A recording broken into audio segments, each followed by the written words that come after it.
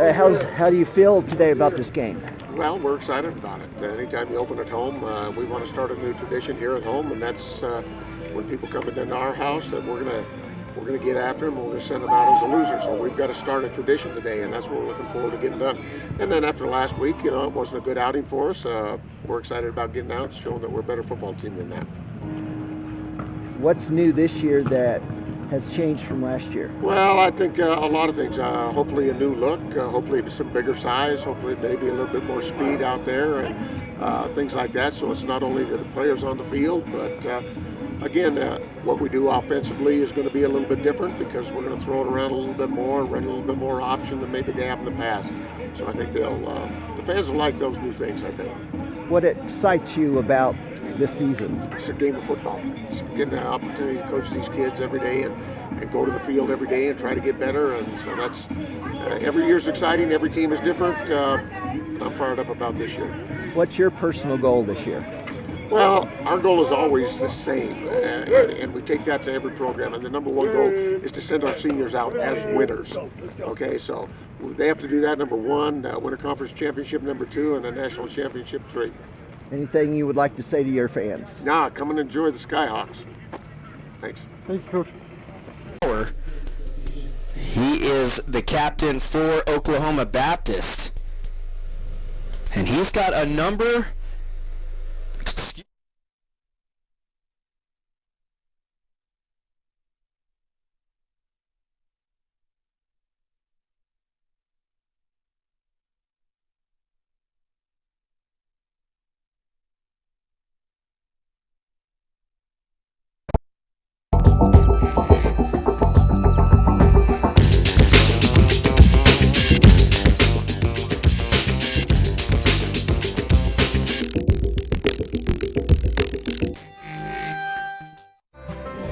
Whether you make your plans over a barbed wire fence or over wireless internet, if you're coming from the stockyard or the stock exchange, Durango is right at home at the Diamond Bell, timeless and timely.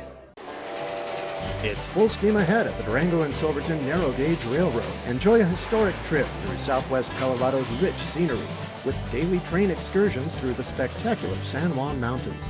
See the world-famous 400-foot drop at the High Line. Relax as you chug along the Upper Animas River and spend an afternoon in the historic mining town of Silverton. Stop by the depot or call 247-2733. Get more information on our website at durangotrain.com.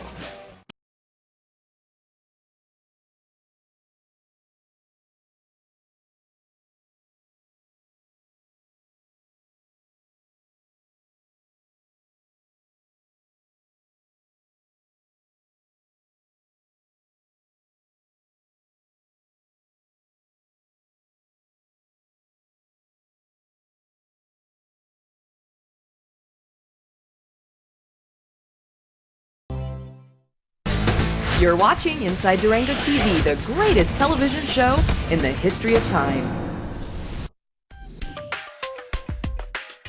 One of the things that we promise every guest at Durango Motor Company is one low price, plain and simple, always. When our guests come on the lot, they get to see our best price hanging clearly in the window of every vehicle on our lot. They can just come in, select the vehicle that they want, and already know the price up front. Buying a vehicle should be a great experience, and that's what we provide. And taking care of our guests. Read the scripts for the TV. That's the rock sheet. I think she took them. On X, she was going to bring new ones back.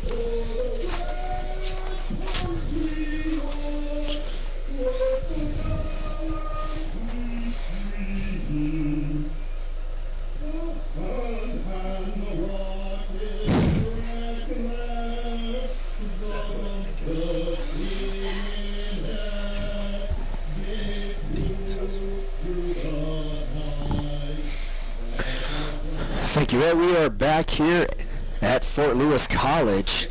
We are having the national anthem sung, so we'll take another quick break, and when we come back, we will have kickoff here in Durango, Colorado on a muddy and wet field. We'll be right back here quickly.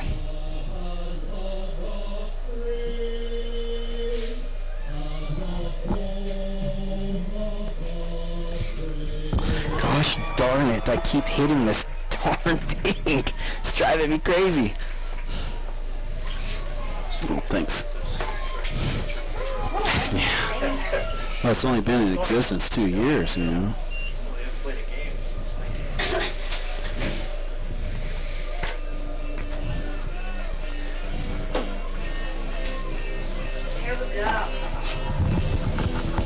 It's game time. Game time, baby. 145.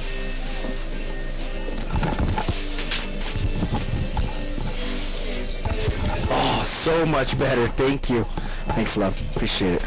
Oh, you don't like those $1.99 headphones? Whew, those are rough on the old ears. Yeah, no doubt. Oh, you want those leg spots up for it? Hey, Ed. For the kicking team, so they only get 10 plus the kicker. Okay, that's convenient. So we're already through 2 commercials? Yep. Okay. We're good. Okay, we're ready for kickoff, so.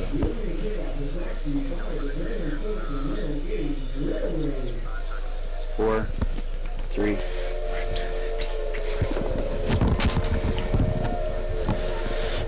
Welcome back. We are ready for kickoff here as number 96 does the kicking duties for Fort Lewis.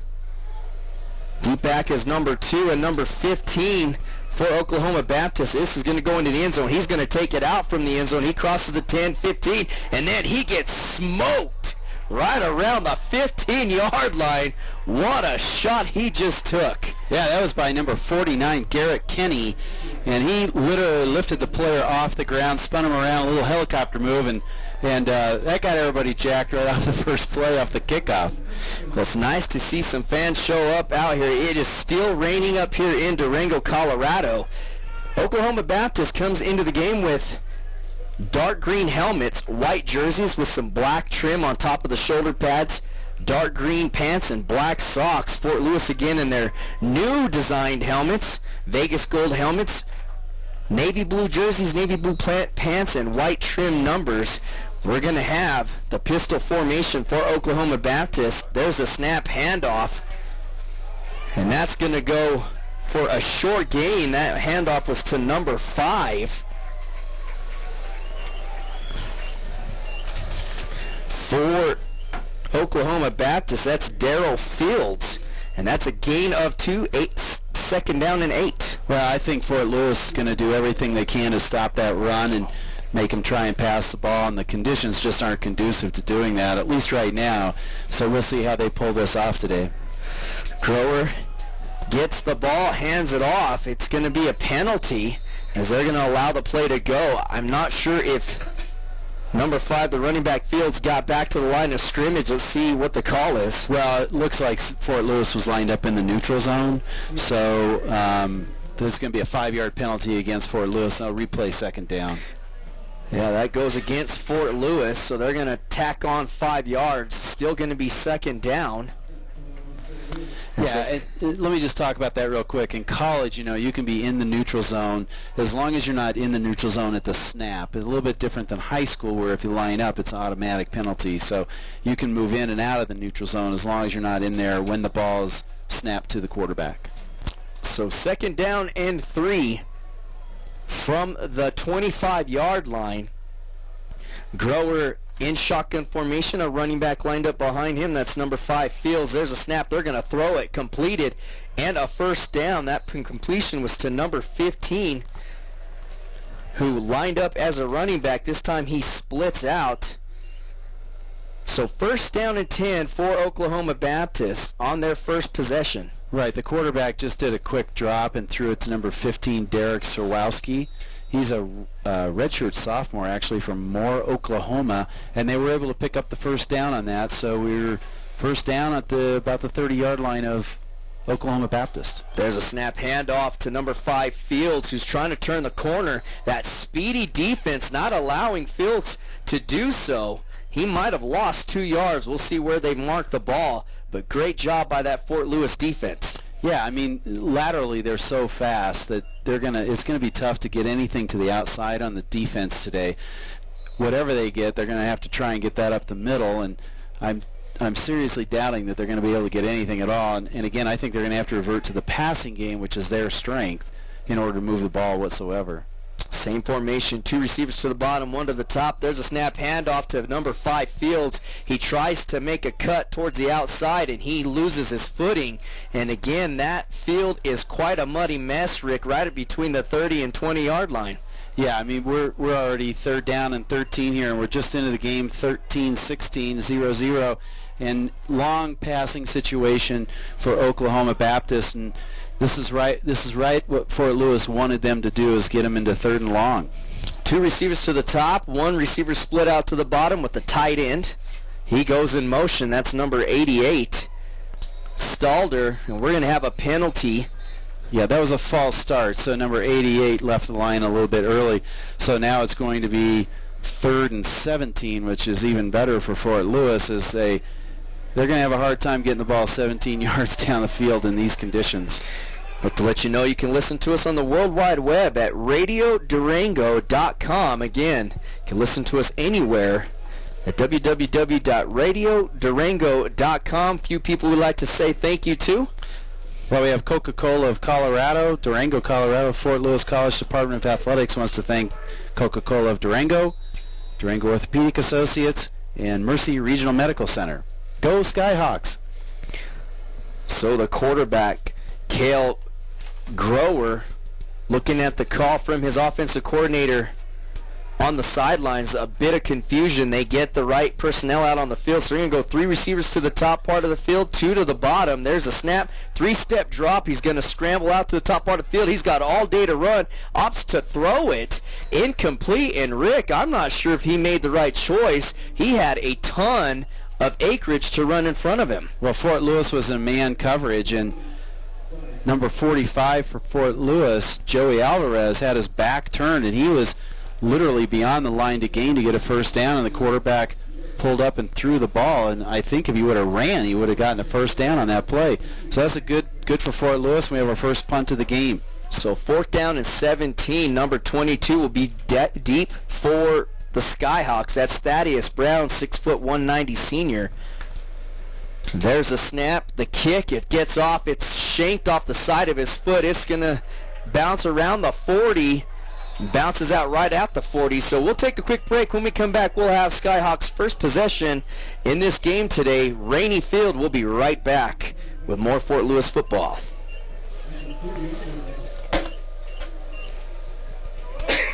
So we only got 2 more to go. Yeah. Beauty.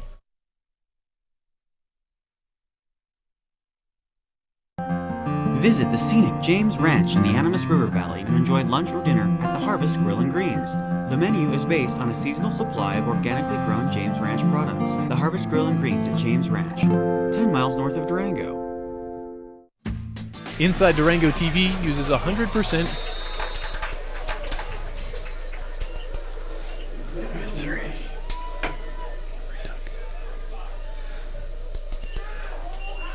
Welcome back. Jordan Doyle, shotgun formation. There's a snap, a handoff to number 3. That's Amory Duncan. He barrels forward for a gain of 6. So it's going to bring up 2nd down and 4. Fort Lewis wasting no time as they're back out. There's a snap.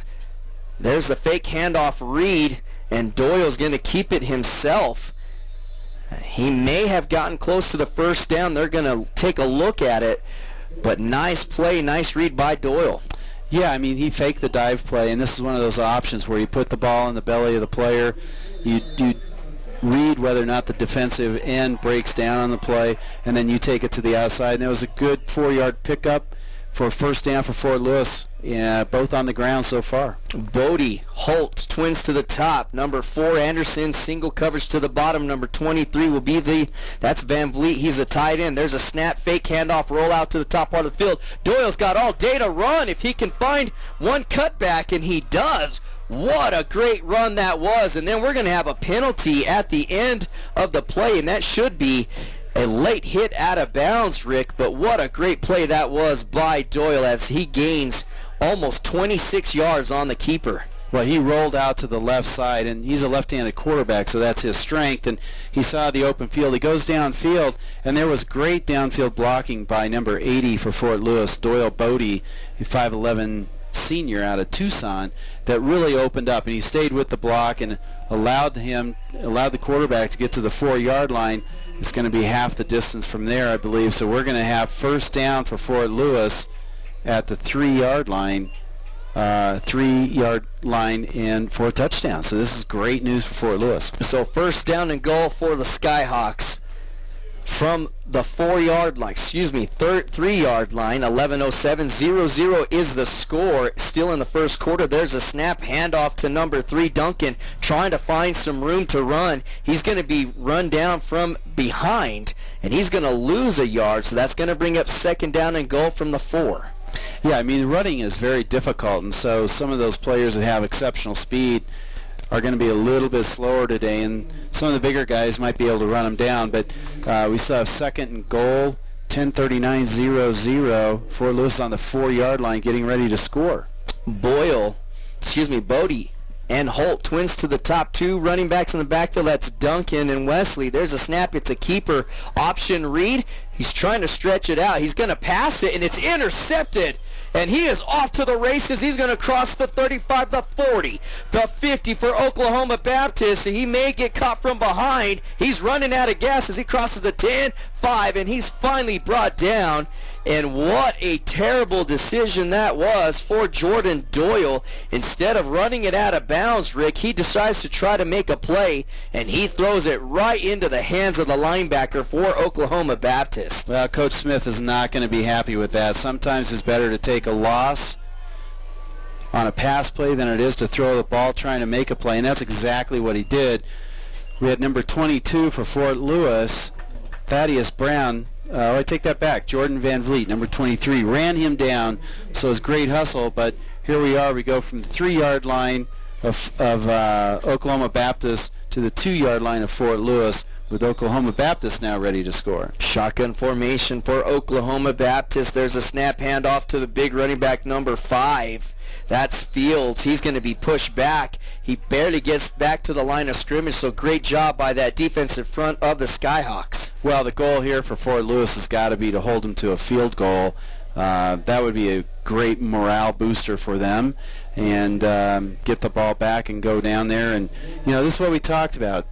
Turnovers, again, just like last week, is sort of the nemesis of Fort Lewis, and they've got to do a better job of taking care of the ball. So 2 running backs in the backfield next to their quarterback. Grower, there's a snap, handoff to number 22, and again, he is just covered. Doesn't even get to the line of scrimmage. He's going to lose a yard as number 55 for Fort Lewis, that's Malone, hits him as soon as the ball's handed off to him. Well, Dalton Lane was also in on that tackle, and they're going the wrong direction. It's now 3rd down from the 5, so they've lost 3 yards on the last 2 plays. And Rick has talked about this a number of times. No surprise that this Fort Lewis College defense is playing this tough right up against the goal line. It would speak volumes if they can shut him down here and bring out the field goal unit. There's a snap, handoff, fake handoff. They're going to roll out. He's got somebody open in the backfield, but it's covered up. He throws it up for grabs. Touchdown, as they had coverage right in front of the receiver who caught the football. And I apologize, we're trying to get numbers for you, but because of the white jerseys and them being muddy, it's tough to see who they are. But that's number 88. That's Cy Stalliard, comes down with the 4-yard touchdown. So Oklahoma Baptist strikes first, 6-0. Well, it was a rollout to the left side, and the quarterback was actually slipping, trying to make a play. Number 21 for Fort Lewis, Michael Benavides, had the coverage, and it was just a really good throw and catch, but that was something that should have been stopped. And we've got 7-0 Oklahoma Baptist with 8:46 left in the first quarter. So Manger puts it through, and he's got quite the leg. As we were watching him warm up, he was splitting it from around 35, 40 yards deep on a muddy field. So Oklahoma Baptist strikes first, Rick, off of a turnover from Fort Lewis. And again, we've seen this last week.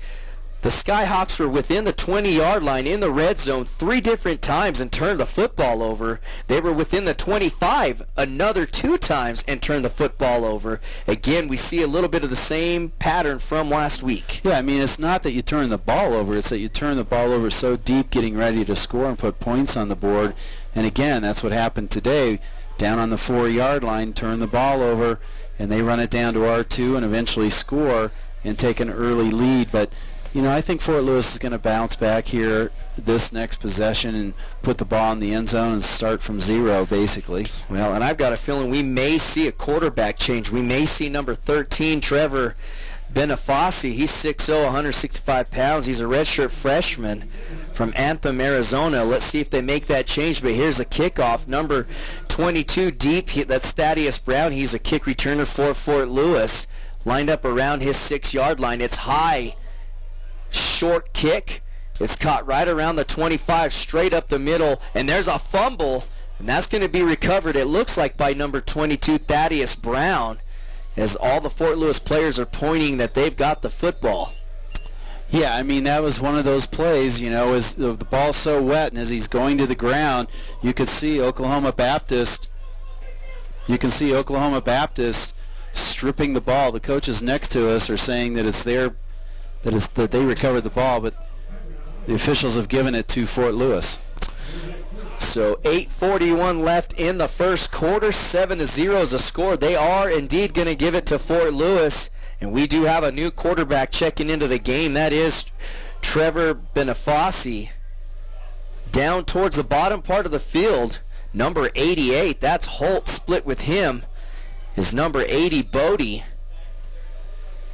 It looks like number 16, Wesley.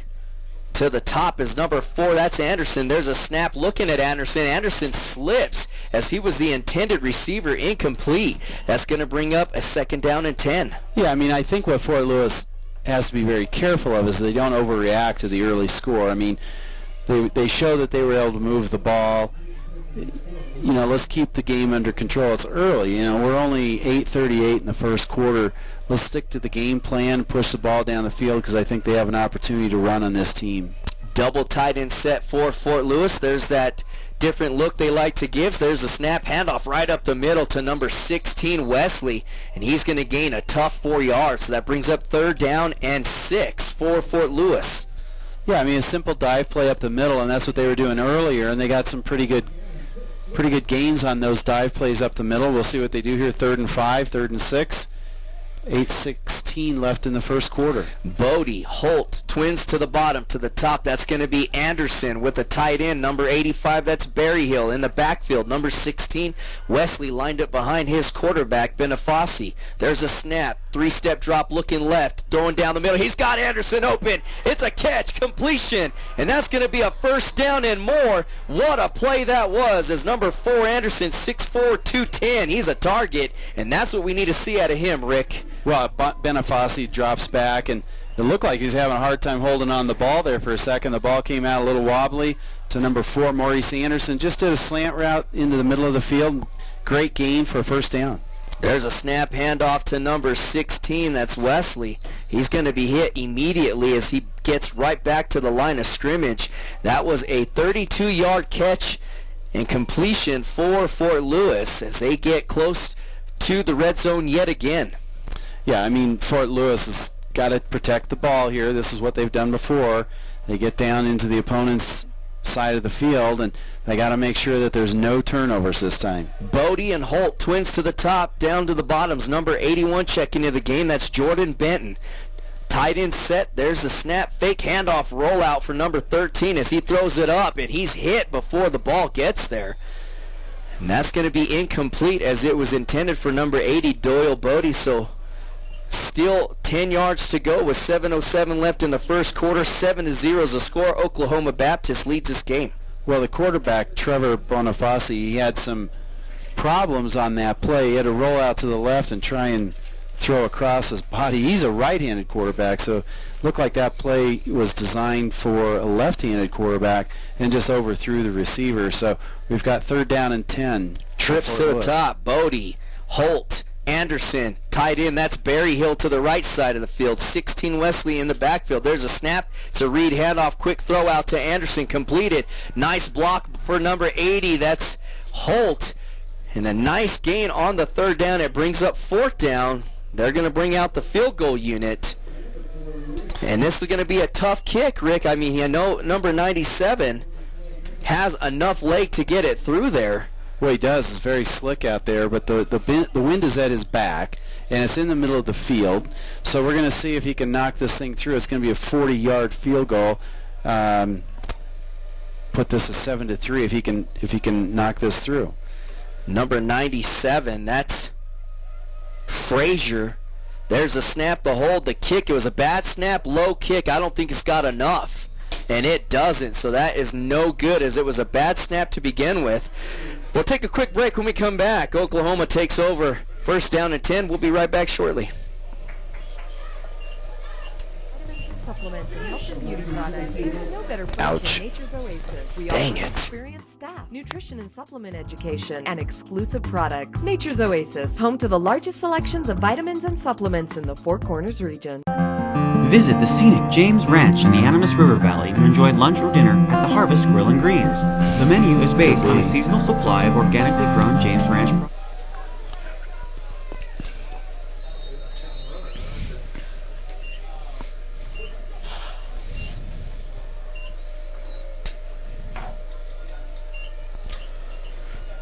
First down and 10 for Oklahoma Baptist. There's a snap. Handoff to number 5. That's Fields. He goes forward for a gain of 2. So that brings up second down and 8 as they get right back to the line of scrimmage. Number 7, Grauer, shotgun formation. 2 receivers to the bottom, 1 to the top. There's a snap. Another handoff to Fields. And he's going to lose a yard as his feet came out from underneath him. So third down and 9. Yeah, I mean, the sun's starting to come out here. Hopefully we'll have some people show up to the game. We've got a fairly good crowd considering the weather. And we've got 3rd and 9 for Fort Lewis. Again, Fort Lewis wants to keep them in third and long situations. Their strength is defensive backs and pass rush. So this is exactly what Fort Lewis wants to do and what we talked about earlier. Grower looking over the defense. There's a snap, 3-step drop. He's looking to the right side. He throws incomplete as he short-hopped his intended receiver. That was number 15, Sorosky. And that's going to bring out the punt unit. And earlier, the usual kick returner, number 22, that's Thaddeus Brown. He is out of the game. He's on the sideline having his ribs looked at. So number 14 is going to replace him. That's Morrow. Yeah, Matthew Morrow. He's a senior from Miami, Florida, 6 foot, 197 pounds. And I've seen him run out on the field, and he's extremely quick, so we'll see if he can break a big return here. And he's an intense football player. There's a snap kick. It's kicked off the shin. It gets shanked. And that's going to roll right around the 45 to about the 44-yard line. So first down and 10 for Fort Lewis from there. 7-0 is your score. 5:03 left in the first quarter. Let's see if Fort Lewis can make some magic happen, as again they started to move the football in their last possession, Rick, and they stalled out. Yeah, I mean, they moved the ball well, and they just weren't able to complete the next series of downs, and the sun is shining right now, and so when the sun comes out, Fort Lewis has got the ball. That's a good thing, right? Top part of the field is going to be Benton. Next to him is going to be Bodie with the tight end Berryhill. Down to the bottom is number 23. He's a tight end. That's Van Vliet. There's a snap handoff to the running back Duncan. He's got some room. What a nice run that was for Duncan as he gains 13 yards, and that'll move the chains for a first down. Yeah, Fort Lewis had 2 tight ends set there, and I think everybody in the whole place knew they were going to run that ball, and it was great execution for about 11-yard pickup and first down from the 43 of Fort Lewis. Benton will split out to the top part of the field. Joining him is Van Vliet as a tight end. Berryhill a tight end to the bottom part. Anderson is their wide receiver. Duncan still in the backfield. He's going to get the handoff, and he fumbles the football, and it's still on the ground, and thank goodness one of the offensive linemen, number 65, saves the day. That's Friesian for Fort Lewis, because that ball laid out on the ground for about 4 seconds, Rick. Well, it popped up a couple of times, and we talked about how slick it is out there. That's a perfect example. Fort Lewis has had 3 fumbles now, and this is exactly what we talked about. They've got to hold on to that ball. Fortunately, 2 of the 3 fumbles we've recovered. We've got 2nd down and 13 from the 48-yard line. Benton, Jordan split to the top. Van Vliet's the tight end next to them. Down to the bottom, split out is Anderson. Shotgun formation for the new quarterback, Bonifaci. There's a snap, 3-step drop, looking at the middle. He's going to get pressure, so he's going to take off. Cuts back in the middle of the field, and he's going to gain 2 yards. Still brings up 3rd down and long. But Rick, the defense for Oklahoma Baptist, closed in quickly on the quarterback, Bonifaci. They did, and he had to scramble out of there. I think he was hoping for a block from DeJuan Wesley, which would have opened up pretty significant gain for him around the right side for a long gainer, but didn't happen, and we've got 3rd and 13 from the 47 of Oklahoma Baptist. Jordan Benton, number 19, checks in the game. That's Hardy. They're split to the top. Bodie and Anderson split down here towards the bottom part of your radio. Shotgun formation for Bonifaci, number 16, checks in the game. He's a running back, Wesley. There's a snap. Pitch out here to Wesley. There's a throw out, and he slips, and you can kind of expect a play like that in a muddy field like this, Rick. You can. He came out of the backfield, and the ball was right on the money, and as he went to make his move upfield, he just slipped and slid. I don't know if he would have gotten the 1st down on that play, but it was a good gainer and certainly could have been more had he been able to keep his feet. So number 15's deep for Oklahoma Baptist. That's Derek Sawarski. Back deep to punt for Fort Lewis is number 24. That's Gallardo. Still raining just a little bit. Somewhat of a drizzle. The clouds are moving their way out of here, and there's a snap. It's a good one. There's the kick, high and deep, and that may go into the end zone, and it sure does. So we'll take a quick break. When we come back, we'll have 1st down and 10 for Oklahoma Baptist. It's Fort Lewis College football, brought to you by KIUP. Go underground with the Old 100 Gold Mine Tour, a fun and exciting look at gold mining in Silverton. This is an authentic gold mine, and the tour includes a train ride and mining demonstrations. The Old 100 Mine Tour runs 7 days a week with hourly tours, 10 a.m. to 4 p.m. Pan for gold and silver as long as you like, and keep what you find. Take a scenic drive north to historic Silverton and the Old 100 Gold Mine Tour.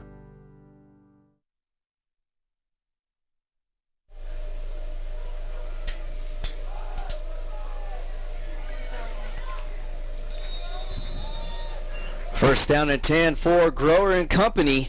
There's a snap, handoff to Fields as it's just a power run right behind the tackle. He's going to get buried, but not after a gain of 2. So it brings up 2nd down and 8. One thing I want to mention on that punt from Fort Lewis, when he received the ball from the center, all of the team from Oklahoma Baptist went downfield. None of them were watching the punter. We're going to see if they're going to bring that up. One of the coaches noticed that. There's a snap, handoff to Fields again as he pushes forward for another gain of 2, so it makes it a more manageable 3rd down. So it brings up 3rd down and 5 for Oklahoma Baptist as the ball pushes across the 26-yard line. It's going to be interesting to see the stats at the quarter, because I'm going to make an assumption Fort Lewis is going to be way out ahead in the offensive side of the ball. Just that one turnover, and really Oklahoma Baptist has not been able to do anything, and their kicking game has not been stellar. They've had 2 punts and 2 shanks, so hopefully we can stop them here and get some good field position. 7-0's a score. Baptist leads this game. There's a snap, pressured, thrown, almost intercepted by number 21. Was right there. It was in and out of the hands of Fort Lewis College defender. He was just unable to hold on, so that brings up 4th down, and out comes the punt team. And deep for Fort Lewis is going to be number 14, Morrow. Yeah, that was a play to the middle of the field, and the receiver there, number 15, Derek Serwowski, was double covered, and that's a ball that probably could have been picked off, and if it wasn't so slick, probably would have come away with that with number 21, Michael Benavides. So there's a snap. It's high, but it's handled. There's a kick, almost blocked. And again, this kick is shanked. And Fort Lewis comes up with amazing field position. They should mark this ball probably right around the 46-yard line. 35 seconds left in this first quarter. 7-0 is the score, Oklahoma Baptist. And Rick, Fort Lewis has had an opportunity. They've been down within the 25-yard line 3 times. They had a field goal attempt that was short because of a bad snap, but they are still in this ball game. Well, I mean, they have to take advantage of the field position. This is the 3rd time, I believe, they've started within the 50-yard line, and they just need to be able to move this ball down the field. They've got to capitalize on it, because if not, it's going to come back to bite them at some point. So number 10, Jordan Doyle, checks back into the game at the quarterback position. There's a snap. Handoff to number 16. That's Wesley. And he's going to have a nice run, so it gives him great field position on 2nd down. It's a gain of 5, so 2nd down and 5 from the 41-yard line. Well, you can see number 99 for Oklahoma Baptist, Tyler Whitfield, was literally trying to strip that ball. He wasn't even going for the tackle. All he was doing is grabbing at the ball, and we were able to hold on to a 2nd down and 5. Boyle and Holt twins to the top with Barry Hill the tight end. There's a snap again, the handoff, cut right back up the middle of the field. What a run that was, as he's dragging a defender, was number 16, DeJuan Wesley, and that's going to be the end of the first quarter. 7-0 is your score. Fort Lewis is trailing this game, but what a great run that was. We'll take a break, and when we come back, we'll have the start of the second quarter. Again, your score is 7-0. We'll be back shortly. Come in! Welcome to the Durango Area Parade of Homes, opening Friday, September 27th. Friday night kicks things off with romantic Homes Under the Stars parties. Then tour parade homes all weekend to discover amazing architecture and fresh ideas for your home. One $15 ticket grants you access to all events for 3 days. Participants could win a full set of kitchen appliances, a granite countertop, or other great prizes. So come join us for the 10th Annual Parade of Homes. The Sporting News Grill at the new Holiday Inn and Suites of Durango is now open for breakfast, lunch, and dinner. Featuring a full-service restaurant and bar with 11 HD TVs, it's a great venue for family and sports fanatics alike. The Sporting News Grill. Stop in and let us show you our game face. It's time for rejuvenation with luxurious healing waters, breathtaking views, and lavish spa treatments at the Springs Resort and Spa in Pagosa Springs. Stay at the new Ecolux Hotel and enjoy 24-hour access to our 23 unique pools by the river. Indoors, relax in the hotel and enjoy therapeutic services at the spa. It's time for rejuvenation at the Springs Resort and Spa in Pagosa Springs.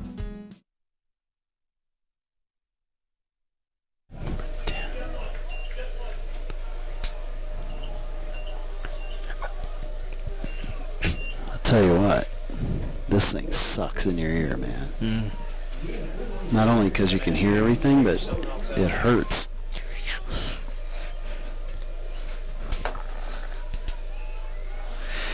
Welcome back, as it is now 2nd down after a nice run by the quarterback, Doyle. He hands it off to number 16, Wesley. He's going to pick up 7 yards in the first down, so that's going to move the chains, Rick. So again, Fort Lewis knocking on the door of the end zone.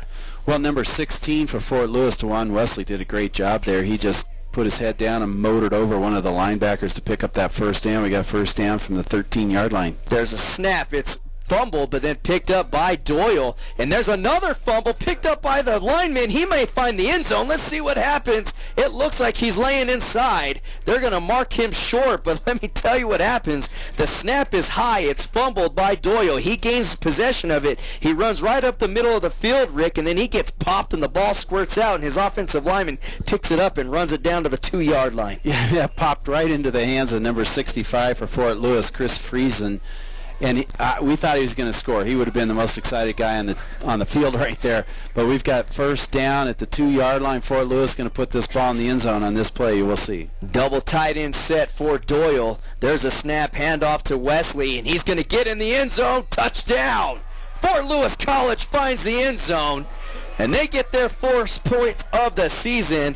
And what a fitting way that is on that drive for the Skyhawks. Well, DeJuan Wesley, he's running very well today, and they gave him that ball, and he powered right up the middle of the line and Oklahoma Baptist wasn't able to stop him. We've got the point after here, and hopefully tie this up with 13:46 in the second quarter. So Frazier here with the extra point kick. He nods that he's ready. There's a snap, the hold.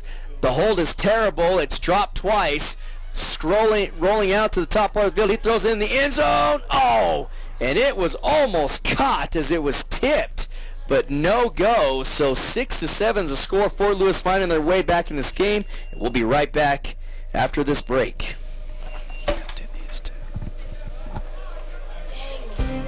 Introducing the Southwest Colorado Summer Guide, the free magazine with information about where to eat, what to do, and what to see. Pick one up and get the inside scoop on what's going on. From Cortez to Durango, from Pagosa Springs to Silverton, and everything in between. So pick up your copy of the Southwest Colorado Summer Guide. This free publication of the Durango Herald is available all over town. Visit the scenic town of Silverton and take a Jeep tour through the heart of the majestic San Juan Mountains with San Juan Backcountry Tours. Visitors can get behind the wheel and explore the mountain roads on their own, or sit back on guided tours that take you through the rich history of the area, including the ghost town Animas Forks. You can rent a Jeep, ATV, dirt bike, or we can take you on a guided tour in one of our open-top Suburbans. Enjoy the spectacular scenery from 9,000 feet all the way to 13,000 feet in elevation. The San Juans have many scenic routes and four-wheel drive passes to explore, and our experienced staff can provide maps and suggest the best routes to get you where you want to go. We guarantee you a fun and memorable experience. Come explore the historic sights and beautiful scenery of the San Juan Mountains at San Juan Backcountry Tours.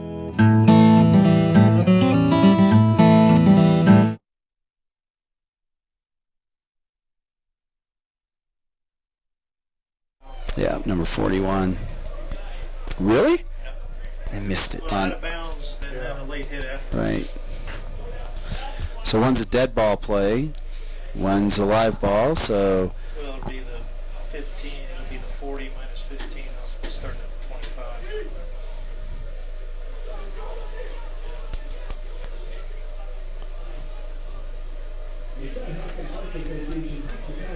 Maybe they're going to re-kick. Oh, they want to re-kick. Yeah, they'll assess it from the... Welcome back, 7-6. Fort Lewis trails this game by 1. And Rick, we had some extracurricular activity going on, so we're going to re-kick the football. Break it down for us. Well, what's going to happen here is the ball went out of bounds off the kickoff, which is a penalty right there.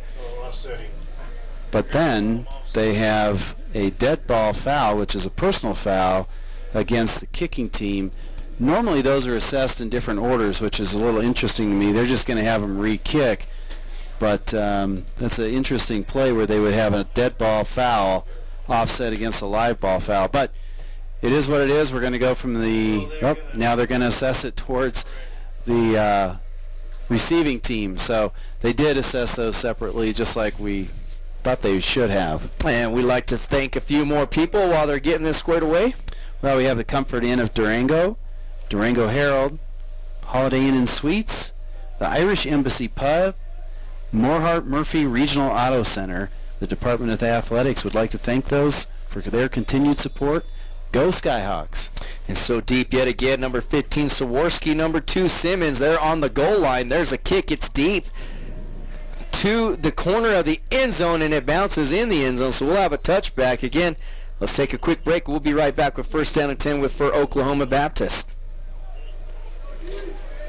Today, Dad's moving into Sunshine Gardens. We're all really excited. You sure are a hit around here. Woo! And once he's settled in, I'm sure he'll come out of his shell.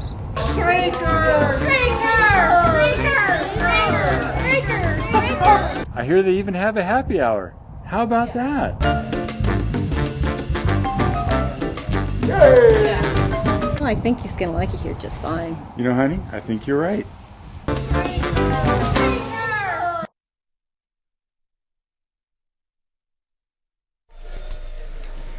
Welcome back to Fort Lewis College. First down and 10 for Grower as he calls There's a pitch out fumble to number 15. That's Saworski. And he's able to handle the football and pick it back up. That could have been disastrous for that offense for Oklahoma Baptist, Rick. Well, they were lucky to recover that ball, so it was a pitch to the wide side of the field, and he fumbled it, was able to pick it up, but lost 6. We've got 2nd down and 16 from the Oklahoma Baptist 19-yard line. 7-6 is the score. Fort Lewis trails this game in the second quarter. 13 minutes left. There's a snap rollout to the bottom part of the field. Nobody open. He still has a hold of it, and he just throws it in the ground in the direction of number 88, that's Cy Stollard. Smart play by Grower. That brings up 3rd down and long. Well, he was looking for Eric DeLay downfield in sort of a crossing pattern, but there was great coverage on that by number 12, Terry Perkins, defensive back for Fort Lewis, is senior from Chandler, Arizona. There was just no place for him to throw that ball. We've got 3rd down and 16, and again, we've mentioned it darn near every series. This is exactly what they want to do to Oklahoma Baptist, and hopefully they can force a turnover, at least get a punt out of this particular possession. 2 receivers split out to each part of the field. Running back number 22 goes in motion. There's a snap, short 3-step drop. He's got some pressure. He rolls to the top. He throws it up. Incomplete, as it was intended for number 22, Jordan Barnes. And actually, Rick, I'm looking down here on the field. Number 13 for Fort Lewis, that was Benifaci, the quarterback that replaced Jordan Doyle. He's out, and I think the reason he came out, they're giving him a concussion test down here on the sidelines. Well, they are definitely doing that, and fortunately, Bodie has been the starter, and he's going to go back in, but hopefully everything's okay for number 13 for Fort Lewis, Trevor Bonifaci. So deep back to return for Fort Lewis. Again, replacing number 22 Brown as number 16. Number 14, and another shank punt, but it's going to be picked up right at the 35. He's going to cross the 40. He's got some room. There's a huge block.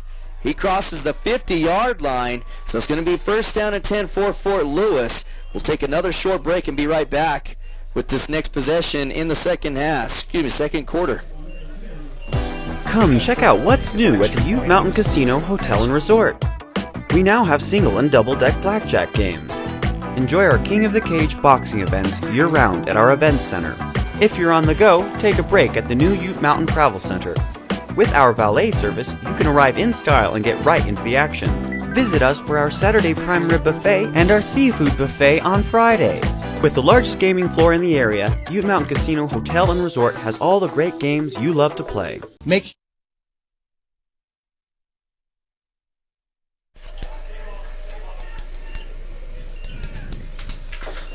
Welcome back. 1st down and 10 for Fort Lewis from the 47-yard line. There's a snap handoff to number 3, Duncan. He goes forward. He's going to gain 2 yards on the play.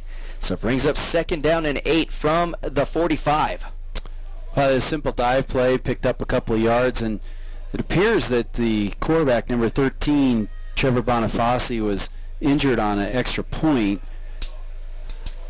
That's a backwards lateral pass, so they've got to get on the ball because that is a fumble, and it looks like it got knocked out of bounds. And as Oklahoma Baptist dodged a bullet earlier on a fumble, Fort Lewis just does just that, as the Oklahoma Baptist defender was trying to get the ball, and it slipped out of his hands and popped out of bounds. Well, we were the benefactor of a wet ball there because that should have been recovered. That backward pass, that's interesting. I mean, it was augured in probably 2 feet in front of the receiver's hands into the ground, and fortunately rolled out of bounds. We maintained possession.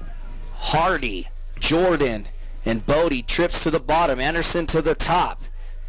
Doyle in shotgun formation, 3-step drop looking right. He gets blasted after he throws the football incomplete as it was intended for number 4, Anderson. That was a clean hit that Jordan Doyle took, but he got hammered, Rick. Yeah, number 44, Dominic Rossetti, he was a linebacker and sort of had a delayed blitz on that. And then once the hole opened up, came in and just put his shoulder pad right into the chest of Doyle Bodie, Jordan Doyle, and that pass was overthrown by a couple of yards. Sorosky deep for Oklahoma Baptist. There's a snap. It's a good one. The kick is off. It's high. Nice spiral. Great coverage downfield. Fair catch. It's dropped, but it's recovered by Oklahoma. And again, we kind of expected this, Rick, to see the ball on the ground a number of times. We haven't seen a whole lot of turnovers just yet, as they're being able to gain their composure and regain the football in their possession. Yeah, that was good coverage there. I mean, had he not been able to recover that ball, number 25 for Fort Lewis, Jake Faust, did a good job. He's a sophomore from Phoenix, did a good job of going downfield, and had that ball slipped away at all, would have been right on top of it. So great job of punting by number 24, Gallardo, on today's game. 7-6 is the score. There's a snap handoff to number 5. He is definitely their workhorse today.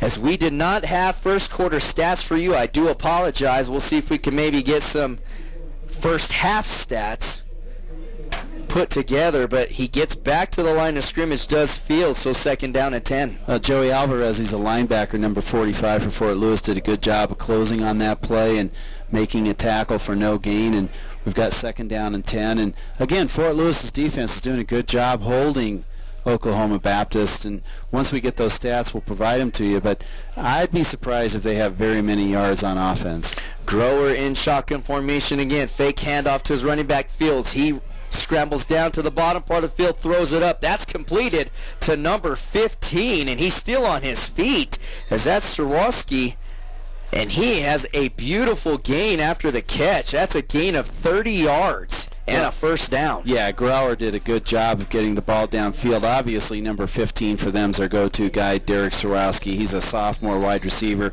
good size, 6'2", 185 pounds. And he did a good job of not only catching it, but he had 2 Fort Lewis defenders trying to strip the ball out and did a good job of holding on to it. And that's a first down at the 45-yard line of Oklahoma Baptist. So Swarovski, he was going to split to the top part of the field in the slot. Shotgun formation. Fields lined up in the backfield. He gets the ball. He's going to have his legs cut out from underneath him by his own lineman, and that was due to number 58, the defensive lineman for Fort Lewis. That's Lane, getting some great penetration in the backfield. Well, you're exactly right. Great penetration. The running back had to reverse field, and as he did, the slippery conditions, his feet gave out, and we've got 2nd down and 14, and hopefully we can put some pressure on here. 10-14 left in the second quarter, and the score is 7-6 in favor of Oklahoma Baptist. Fort Lewis in their 4-3 defense.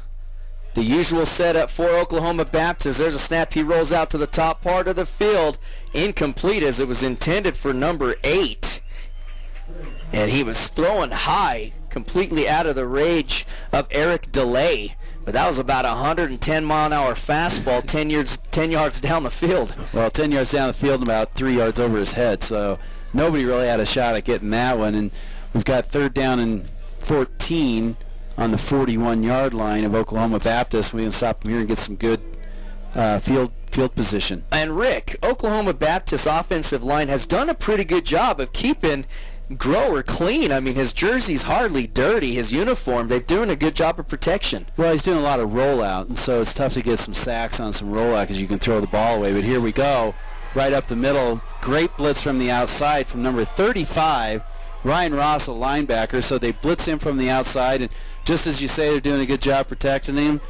They drop him for a loss, and Fort Lewis is going to get the ball back with 9:40 in the second quarter. Did you pick up on my reverse psychology there? I did. What a shot that was by number 35. Ryan Ross turns the corner, and he absolutely says hello to the quarterback Grower in the backfield. So the punt team comes out. Number 14, Morrow, deep for Fort Lewis. There's a snap. It's high again, but handled. It's deep. It's low. It should be returnable. It's caught right around the 20-yard line. He's going to cross the 25 to 30. The 35, there's a penalty out on the field, and usually that calls for disaster against the return team. Yeah, it looked like there was a block in the back, and that was about the 27-yard line, so they'll back him up 10 yards from the spot of the foul. That'll be first down around the 17-yard line for Fort Lewis with 9:06 left in the second. Score is 6 for Fort Lewis and 7 for Oklahoma Baptist. We also like to thank our sponsors and partners for helping us out here at Fort Lewis College for football. Yeah, the Fort Lewis College Department of Athletics would like to thank the following corporate sponsors: A&L Coolers, Alpine Bank, Bank of Colorado, Best Western Rio Grande Inn, Blimpies, Hampton Inn, and Rochester Hotel and Leland House. Go Skyhawks. So after they mark off the penalty, it's going to be first down and 10 from the 15-yard line. Again, we'd like to remind you can listen to us on the World Wide Web at www.radiodurango.com. Shotgun formation for Doyle. He's got Bodie and Holt, twins to the top with Barry Hill, the tight end. There's a snap, fake handoff, roll up to the top part of the field. He's going to keep it, but he's hit and then let go of as he did not get wrapped up. There's a nice stiff arm. He's going to turn the corner.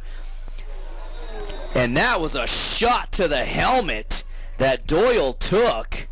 What a hit he got. And that was about a 58-yard run east and west for a gain of about 6, Rick. Well, he did a good job. He's rolling out to the right. And again, he's trying to throw across his body, which is tough for a quarterback. Rolling out to the right, everybody's covered, had to reverse field, ran all the way back across field, and ended up getting 6 yards, a second down and 4. That was a good play by the quarterback, and again, shows his skills as a runner. And that was one of the things that was most attractive to the coaches, is not only his passing ability, but his ability to run the ball, and it was clearly shown on that play. There's a snap, fake handoff, Reed. It's a keeper for Doyle. He's going to try to turn the corner. He should have enough for the first down. We'll see where they mark him out at.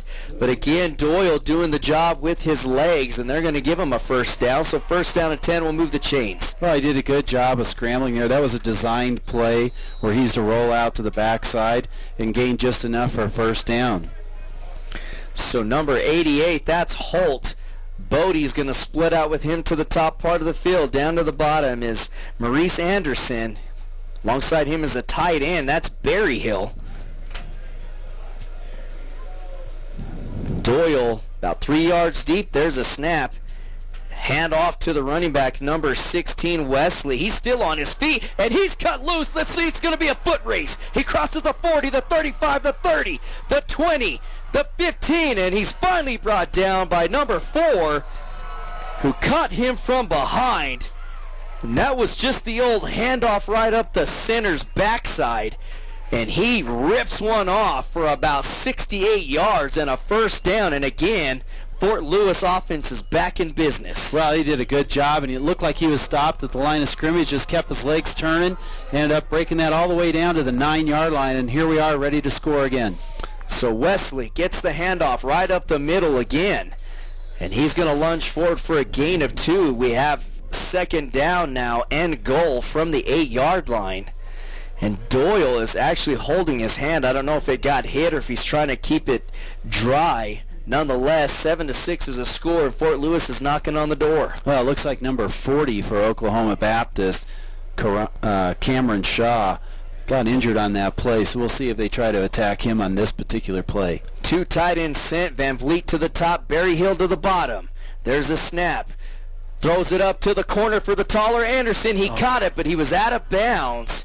You can plainly see what a great throw that was. Unfortunately, Anderson's momentum carried him out of bounds. Well, in college, you have to have possession, but you only have to have 1 foot down, and his 1 foot literally landed maybe 6 inches out of bounds. We could clearly see it, so it was a great call by the officiating crew, but that would have been a touchdown. We've got 3rd and goal from the 8-yard line. We'll see what Fort Lewis can do here. So Bodie and Holt are twins to the top. Next to them is the tight end Barry Hill. They go with no receiver to the bottom part of the field. 2 running backs in the backfield with the piston formation. He calls for Bodie to go in motion. There's a snap, fake handoff. It's going to be a pitch out to number 16, Wesley, as he tried to get to the edge of the corner. He does not.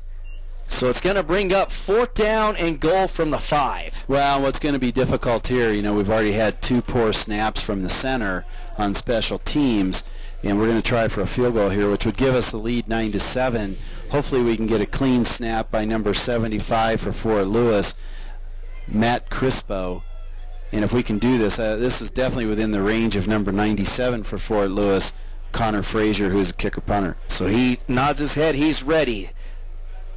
There's a snap, the hold, the kick. Everything was good. It looks like it's right through, and Fort Lewis takes the lead. 9-7 is the score with 6:44 left in the second quarter. And that couldn't have been done if there wasn't the huge run by number 5 Anderson, number 3 Duncan.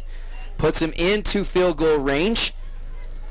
And what a good job that was by Fort Lewis's offense. Oh, it was a great job. And again, they're just sticking with the running play and pounding it up the middle. And time again already, we've seen where they've got some long gains on that, and they got to stick to the run. The passing game hasn't gone like what they had hoped, I would imagine. But again, with a slick ball and slick gloves on the receivers, you have to rely on the running game, and this is great for Fort Lewis to see the running game come around. And Rick, we will have a treat for an interview at halftime. Who are we going to be speaking to? We are going to be speaking with number 2 for Fort Lewis, Jamal Campbell. He's a 5'11 senior out of Stockton, California. Nice young man. He's going into sports administration. Wants to end up at a high school and helping out their sports program. He's a phenomenal athlete, 2-sport athlete, both in track and in football, and he's done a great job here. He had 8 solo tackles last week, 10 tackles total. Did a really good job for Fort Lewis last week, and a really, really nice young man. Number 2 Simmons deep, number 15 Swarovski, who's had a huge game for Oklahoma Baptist up to this point. Again, Fort Lewis leads this game 9-7. You can listen to us on the World Wide Web at www.radiodurango.com. Also, we want to mention that beginning this game is going to be on cable channel 15 on Sundays, again on Thursdays, so you'll be able to watch the Fort Lewis football Skyhawks on television as well as radio. So Swarovski takes that ball right around the 10-yard line. He's going to return it. He crosses the 25. He makes his way up to the 28. So that's going to be a 1st down and 10 from there. We're going to take one quick break. When we come back, 1st down and 10 for Oklahoma Baptist. You're listening to KIUP bringing you Fort Lewis College football. To participate in this year's Journey of Hope 5K family run and walk at Mercy Regional Medical Center. All proceeds from the event go to the Journey of Hope Fund, providing free mammograms to women in our area who cannot afford them. New this year is the Colors for Cancer 10K Trail Run. Proceeds from this race support the Mercy Cancer Center's efforts to fight all forms of cancer that affect our community. The 19th annual Journey of Hope is October 5th, so register today at Mercy Health Foundation's website or call for more information. Meet Dan and his dog Bongo. They started their own dog biscuit company, but Dan wanted more. So Dan worked with Fast Signs. They created a plan to attract more customers, get more business, wag more tails. Still, Dan wanted more, and Fast Signs provided more. Fast Signs help with digital displays, mobile marketing, merchandising, fleet graphics, and more. Now Dan has more sales, more locations, more of the good life. And more is exactly what Fast Signs delivers. More than fast, more than signs, more than 530 locations worldwide. Inside Durango TV is locally produced by Fast Forward Media.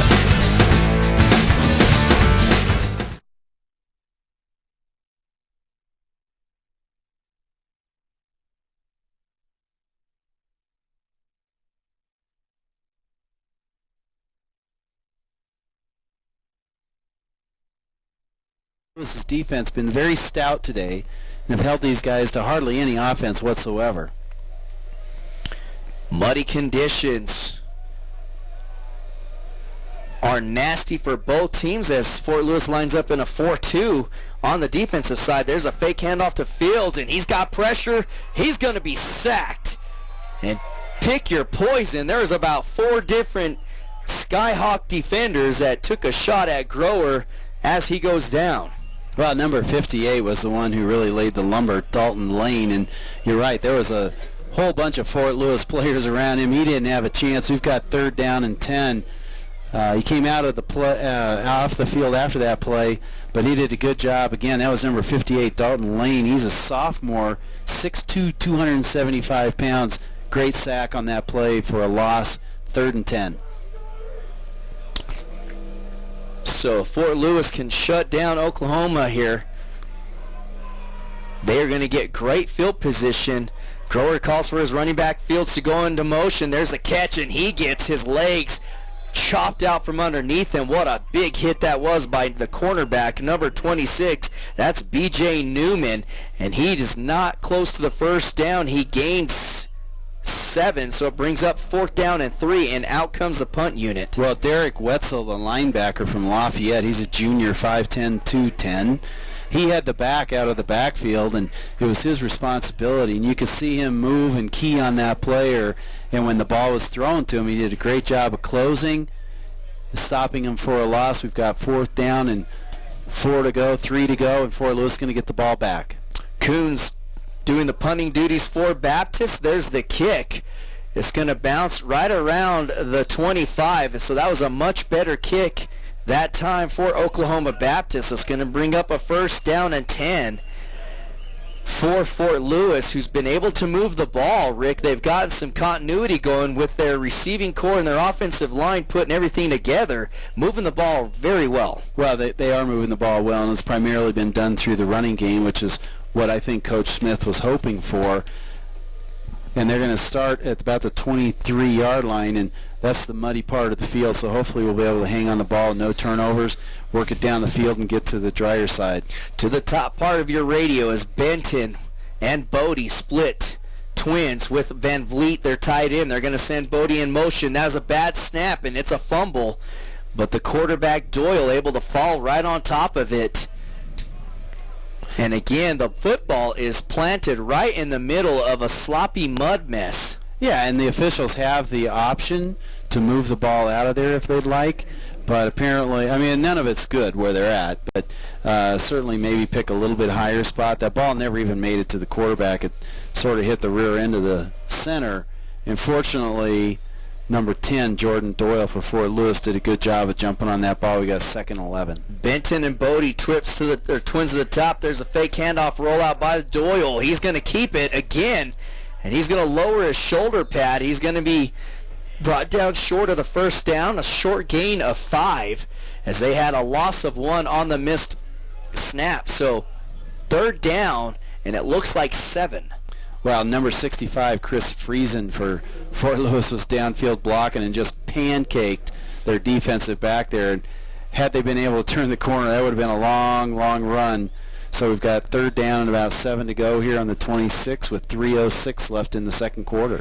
Benton and Bodie twins to the bottom. Van Vliet the tight end. To the top is Anderson. There's a snap looking down the middle of the field. Pass is incomplete. Nice defensive play as it was intended for number 23, the tight end Van Vliet.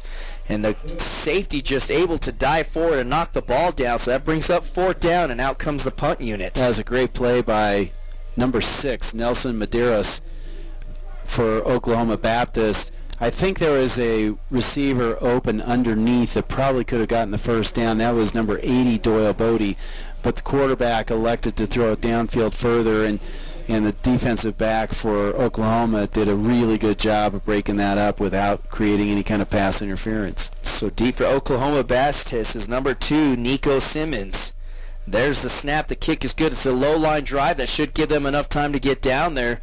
And Oklahoma Baptist wants nothing to do with the return, so it's going to be brought down, 1st down and 10, as the officials are going to mark the ball right around the 33-yard line. And that's where this offense will take over again.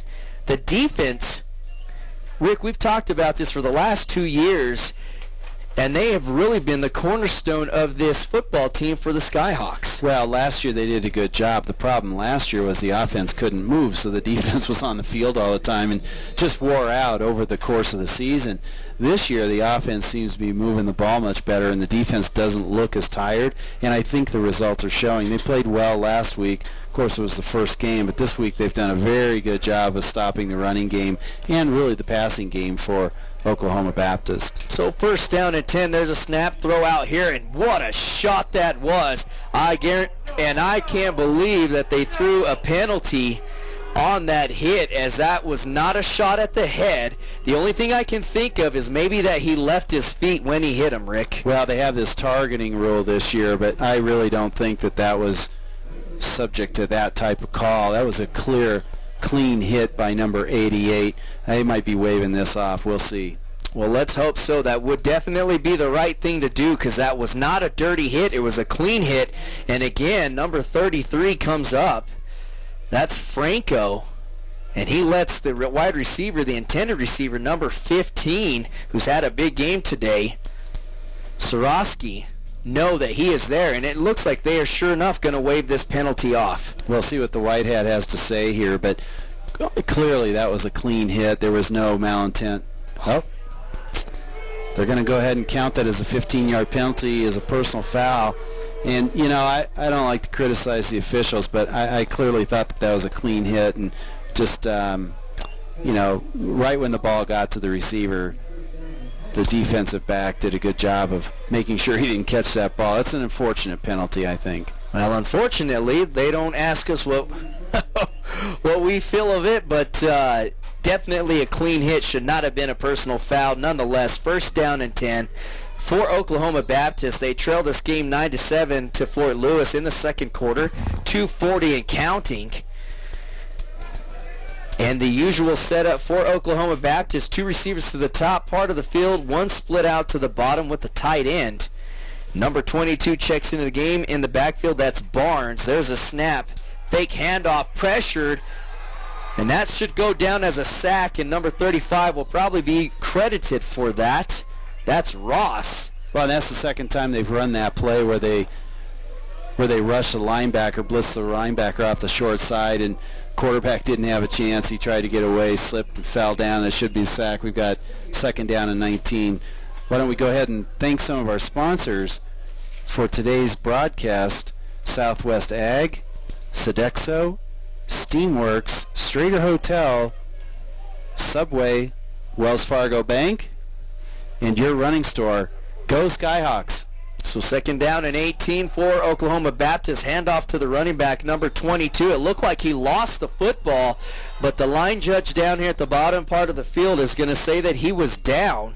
Fort Lewis recovered it if they rule it a fumble, but they do not. So the clock is going to continue to roll as number 22 Barnes lost the handle of the ball. They're going to kill the clock. I'm trying to see if it's a timeout, and it's not, so they'll wind it. So still the ball is still with Oklahoma, so third down and 15. Well, it's interesting that Fort Lewis isn't calling a timeout to where they would have some more time on the clock when they receive this punt, should they stop them on fourth down. But right now, we've got 1:02, no timeout by Fort Lewis. Hopefully they can stop them here. They'll surely call a time after this next play. Oklahoma is in a hurry. The game clock winding down to 1 second. Fake handoff. Nice play for the quarterback, number 7, in Grower. He gains about 10. It's not enough for the first down, so it brings up fourth. Let's see if they go for it here. Nothing to lose with 30 seconds left on the clock, and they do keep the offense out there. Well, it's an interesting strategy because the ball is on the 46-yard line of Fort Lewis. 25 seconds to go, fourth down and 6, and now there's a timeout, and it looks like they're going to charge that timeout to Oklahoma Baptist. Well, they will have the timeout to Oklahoma Baptist. We want to thank a few more people. Well, Fort Lewis College Department of Athletics would like to thank the following sponsors: Armadillo Storage, Basin Printing and Imaging, Bent Urban Sports Bar and Grill, Cedar Networks, Durango Joe's, First National Bank of Colorado, Four Corners Broadcasting, and Home Slice Pizza. Go Skyhawks. We'll see if Rick can scrum up some scores for some of the college games today. We'd like to remind you that you can listen to us, on the World Wide Web at www.radiodurango.com. Again, anywhere on the internet as well as on your cell phone at www.radiodurango.com. Rick? Well, the big game of the day is obviously Texas A&M and Alabama. And second quarter, 8:55 in the second quarter, Texas A&M is behind Alabama 21-14, but a very close game. Other game to note is UCLA beat Nebraska today 41-21. Well, there's the punt. It's not going to be returned from Fort Lewis. That's going to leave about 14 seconds on the clock for the offense to do something with. So first down and 10 from the 11-yard line. Let's see if Fort Lewis just hands the football off possibly takes a knee and runs the timeout. Again, we'd like to remind you, Rick O'Block has his interview coming up at halftime with number 2, Jamal Campbell. Yeah, again, Jamal's a great young man, and he wants to continue to stay in sports. Two-sport athlete in high school. He's from Stockton, California, Northern California. Really nice young man, and certainly has done a great job on defense. So Bodie, Holt, and Jordan split to the bottom. Anderson to the top. Number 3, Duncan, the running back in the backfield. There's a snap, handoff to the running back, and again, that's exactly what they do. They hand the ball off, run the clock out, and Fort Lewis is going to go in at halftime, winning this game 9-7 over Oklahoma Baptist University. I hope that we do have some stats for you. Rick will read those off to you again. Rick, wearing all sorts of hats around here. He's got an amazing interview coming up. He had the interview with the head coach at the beginning of the game. You're going to get to listen to him interview number 2, Jamal Campbell. 9-7 is a score. We're going to take it back to the studio for a break, and when we come back, we'll break down a little bit part of this game, and then we'll bring you the interview with Rick O'Block. Again, I'm Albert Velarde. KIUP bringing you Fort Lewis College football. It's halftime, 9-7 the score. We'll be back shortly.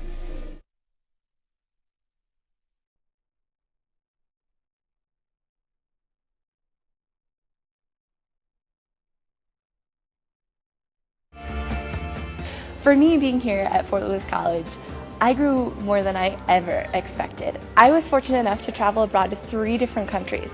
They offer this thing called an Innovative Month. There's several Innovative Months actually offered every summer where professors take students and they go study abroad in a different country. One of the countries that I traveled to with Fort Lewis College was India.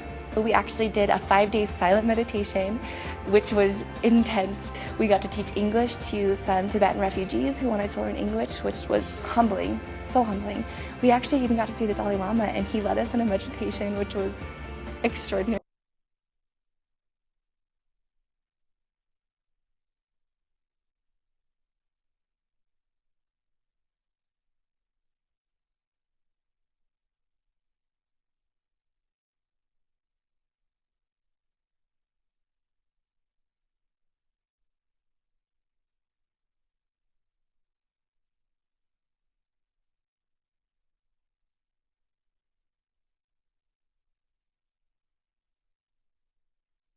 It was just the most amazing trip. I was fortunate enough to travel to France, and we did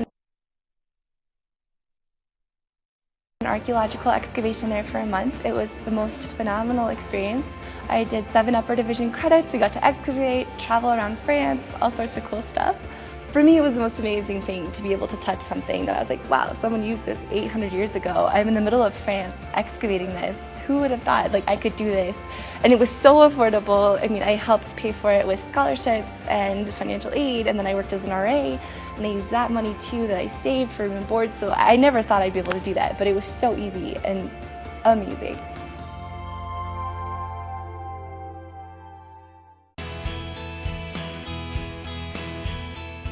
So why did I leave a research university to come to Fort Lewis? I was teaching 535 kids at a time in freshman chemistry, and it was not my idea of an ideal undergraduate education. So I decided that I wanted to go someplace smaller. I wanted more personal contact with my students, and Fort Lewis College fit the bill. The thing I enjoy the most about small classes is the one-on-one with the professors. If you need any additional help, you can go in their office hours and they can help you out. I've gotten a lot of additional help through faculty outside of class. I'm really involved with student activities throughout the college, and so I can go to them with questions about what do you think about this event, and they give me their opinion. And you can stop by all the time and ask them questions. We know our students very, very well, and that's, I think, what sets this place apart from many other places. Some of my former students have become my best friends. They're all over the country. We create a bond here that is lasting, and there's nothing better. Hi, I'm Dr. Richard Fulton, Director of Teacher Education at Fort Lewis College, and I'm here to tell you about our Teacher Leadership Graduate Program, which will offer both a master's degree and a professional certificate. As you know, we need strong teacher leadership in the Four Corners to sustain important, meaningful reforms that are going to make a difference in our culturally diverse area. Why should you choose Fort Lewis College for your graduate studies in education? Because it is the most personalized program in this region. We have relevant coursework that'll have an experiential component that'll allow you to research important issues in your own classrooms, your own schools, and your own communities. Having faculty at Fort Lewis College be your primary instructors is a great benefit. All of our faculty are involved in the schools on a regular basis. They know their content and they're willing to share all of this information and strategies to produce better schools in every single course. Our specialized hybrid course format is perfect for full-time working educators. Our courses are specifically designed to meet in person in the evenings when we can share ideas as professionals to professionals, supplemented with online assignments that will be both individual assignments and group assignments that you will be able to bring back to our face-to-face meetings as a way to just build on the knowledge and skills that you'll be developing in this program. So, if you want to make a difference in your classroom, school, and community as a teacher leader, contact us at Fort Lewis College in the Teacher Education Department.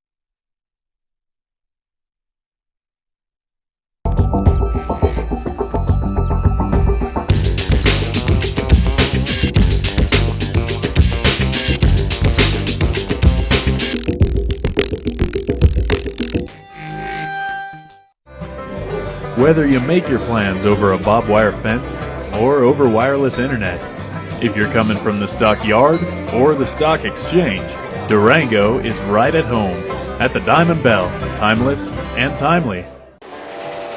It's full steam ahead at the Durango and Silverton Narrow Gauge Railroad. Enjoy a historic trip through southwest Colorado's rich scenery with daily train excursions through the spectacular San Juan Mountains. See the world-famous 400-foot drop at the High Line. Relax as you chug along the Upper Animas River and spend an afternoon in the historic mining town of Silverton. Stop by the depot or call 247-2733. Get more information on our website at durangotrain.com.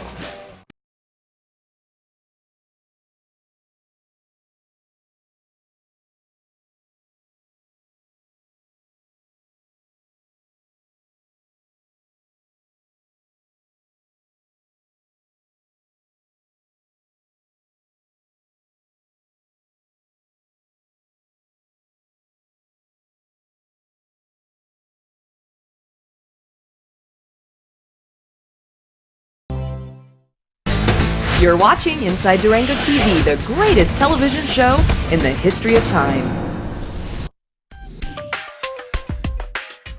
One of the things that we promise every guest at Durango Motor Company is one low price, plain and simple, always. When our guests come on the lot, they get to see our best price hanging clearly in the window of every vehicle on our lot. They can just come in, select the vehicle that they want, and already know the price up front. Buying a vehicle should be a great experience, and that's what we provide. And taking care of our guests means one low price, plain and simple, always. Meet Dan. He owned a dog biscuit company, but Dan wanted more. So Fast Signs created a plan to raise Dan's business visibility. Now Dan has more sales, more stores, more of the good life. And more is what Fast Signs delivers. More than fast, more than signs. The local pub is a tradition dear to the heart of any town. Durango's local pub is the Irish Embassy, a favorite with locals for breakfast, dinner, or just a pint with friends. With a traditional Irish menu and all your favorite brews on tap. The Irish Embassy, Durango. For natural and organic vitamins and supplements and health and beauty products, there's no better place than Nature's Oasis. We offer an experienced staff, nutrition and supplement education, and exclusive products. Nature's Oasis, home to the largest selections of vitamins and supplements in the Four Corners region. Visit the scenic James Ranch in the Animas River Valley and enjoy lunch or dinner at the Harvest Grill and Greens. The menu is based on a seasonal supply of organically grown James Ranch products. The Harvest Grill and Greens at James Ranch, 10 miles north of Durango. Inside Durango TV uses 100% green power. Go underground with the Old 100 Gold Mine Tour, a fun and exciting look at gold mining in Silverton. This is an authentic gold mine, and the tour includes a train ride and mining demonstrations. The Old 100 Mine Tour runs 7 days a week with hourly tours, 10 a.m. to 4 p.m. Pan for gold and silver as long as you like, and keep what you find. Take a scenic drive north to historic Silverton and the Old 100 Gold Mine Tour. Come in! Welcome to the Durango Area Parade of Homes, opening Friday, September 27th. Friday night kicks things off with romantic Homes Under the Stars parties. Then tour parade homes all weekend to discover amazing architecture and fresh ideas for your home. One $15 ticket grants you access to all events for 3 days. Participants could win a full set of kitchen appliances, a granite countertop, or other great prizes. So come join us for the 10th Annual Parade of Homes. The Sporting News Grill at the new Holiday Inn and Suites of Durango is now open for breakfast, lunch, and dinner. Featuring a full-service restaurant and bar with 11 HD TVs, it's a great venue for family and sports fanatics alike. The Sporting News Grill. Stop in and let us show you our game face. It's time for rejuvenation with luxurious healing waters, breathtaking views, and lavish spa treatments at the Springs Resort and Spa in Pagosa Springs. Stay at the new Ecolux Hotel and enjoy 24-hour access to our 23 unique pools by the river. Indoors, relax in the hotel and enjoy therapeutic services at the spa. It's time for rejuvenation at the Springs Resort and Spa in Pagosa Springs. Inside Durango TV is a founding member of Local First. Introducing the Southwest Colorado Summer Guide, the free magazine with information about where to eat, what to do, and what to see. Pick one up and get the inside scoop on what's going on. From Cortez to Durango, from Pagosa Springs to Silverton, and everything in between. So pick up your copy of the Southwest Colorado Summer Guide. This free publication of the Durango Herald is available all over town. Visit the scenic town of Silverton and take a Jeep tour through the heart of the majestic San Juan Mountains with San Juan Backcountry Tours. Visitors can get behind the wheel and explore the mountain roads on their own, or sit back on guided tours that take you through the rich history of the area, including the ghost town Animas Forks. You can rent a Jeep, ATV, dirt bike, or we can take you on a guided tour in one of our open-top Suburbans. Enjoy the spectacular scenery from 9,000 feet all the way to 13,000 feet in elevation. The San Juans have many scenic routes and four-wheel drive passes to explore, and our experienced staff can provide maps and suggest the best routes to get you where you want to go. We guarantee you a fun and memorable experience.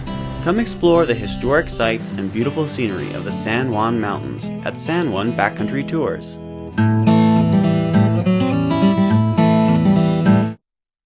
Today, Dad's moving into Sunshine Gardens. We're all really excited. You sure are a hit around here. Woo! And once he's settled in, I'm sure he'll come out of his shell.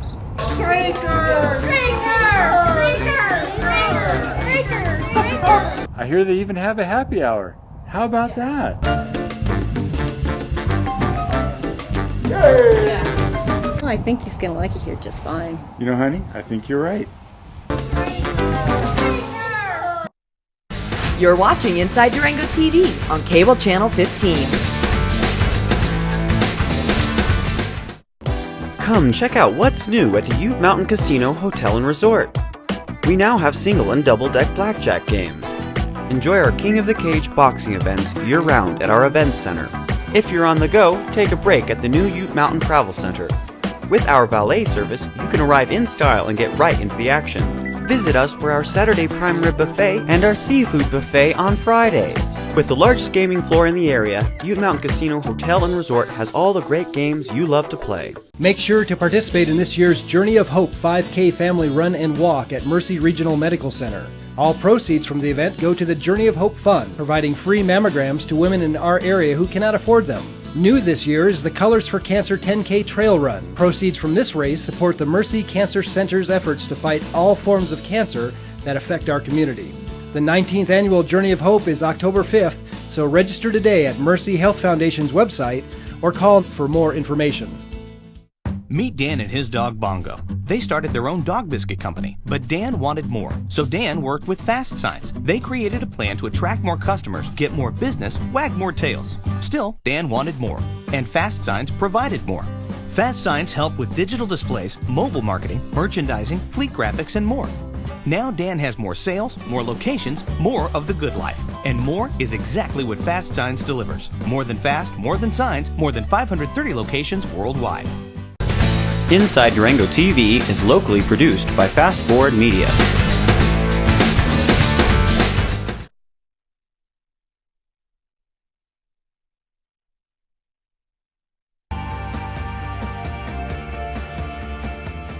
For me, being here at Fort Lewis College, I grew more than I ever expected. I was fortunate enough to travel abroad to 3 different countries.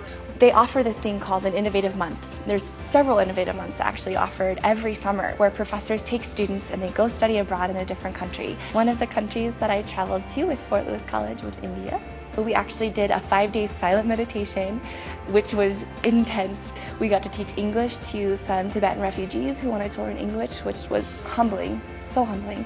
We actually even got to see the Dalai Lama, and he led us in a meditation, which was extraordinary. It was just the most amazing trip. I was fortunate enough to travel to France, and we did an archaeological excavation there for a month. It was the most phenomenal experience.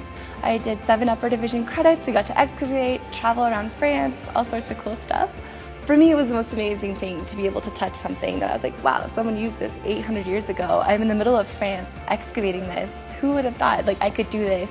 And it was so affordable. I mean, I helped pay for it with scholarships and financial aid, and then I worked as an RA, and I used that money too that I saved for room and board. So I never thought I'd be able to do that, but it was so easy and amazing.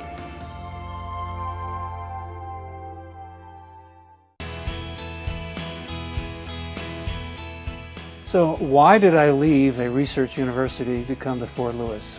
I was teaching 535 kids at a time in freshman chemistry, and it was not my idea of an ideal undergraduate education. So I decided that I wanted to go someplace smaller. I wanted more personal contact with my students, and Fort Lewis College fit the bill. The thing I enjoy the most about small classes is the one-on-one with the professors. If you need any additional help, you can go in their office hours and they can help you out. I've gotten a lot of additional help through faculty outside of class. I'm really involved with student activities throughout the college, and so I can go to them with questions about what do you think about this event, and they give me their opinion. And you can stop by all the time and ask them questions. We know our students very, very well, and that's, I think, what sets this place apart from many other places. Some of my former students have become my best friends. They're all over the country. We create a bond here that is lasting, and there's nothing better.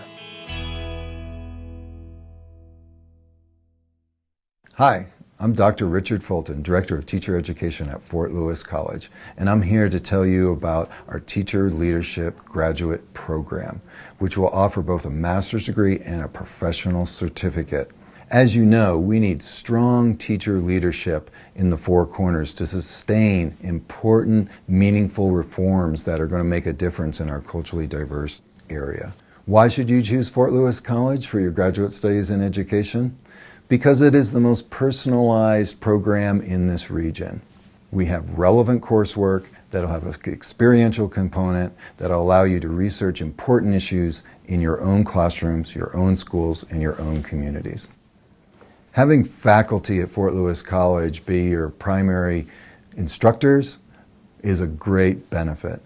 All of our faculty are involved in the schools on a regular basis. They know their content and they're willing to share all of this information and strategies to produce better schools in every single course. Our specialized hybrid course format is perfect for full-time working educators. Our courses are specifically designed to meet in person in the evenings when we can share ideas as professionals to professionals, supplemented with online assignments that will be both individual assignments and group assignments that you will be able to bring back to our face-to-face meetings as a way to just build on the knowledge and skills that you'll be developing in this program.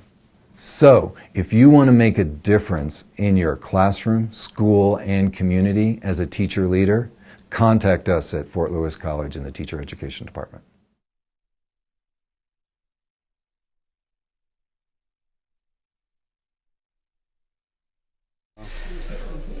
And number 80, that's Doyle Bodie. He's also deep back for Fort Lewis.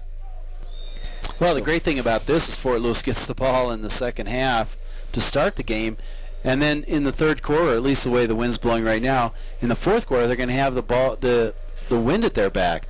So, it's a double score for Fort Lewis. We'll be right back here. First down and 10 for Fort Lewis after this quick break. I mean, that's how we follow basketball. Really? They're updated by the second.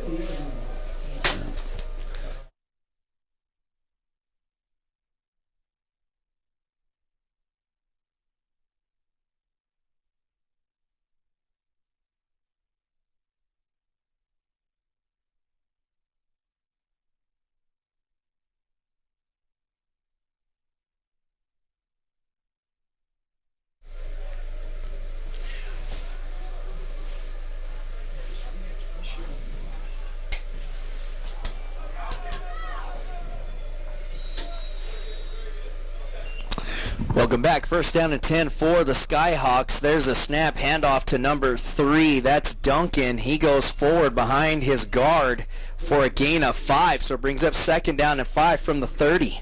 Well, it's interesting because number 16, DeJuan Wesley, was not on the field, and I haven't looked for him, but I don't see him standing around. He was the big carrier in the first half for Fort Lewis, and we'll see what number 3, Amory Duncan, can do.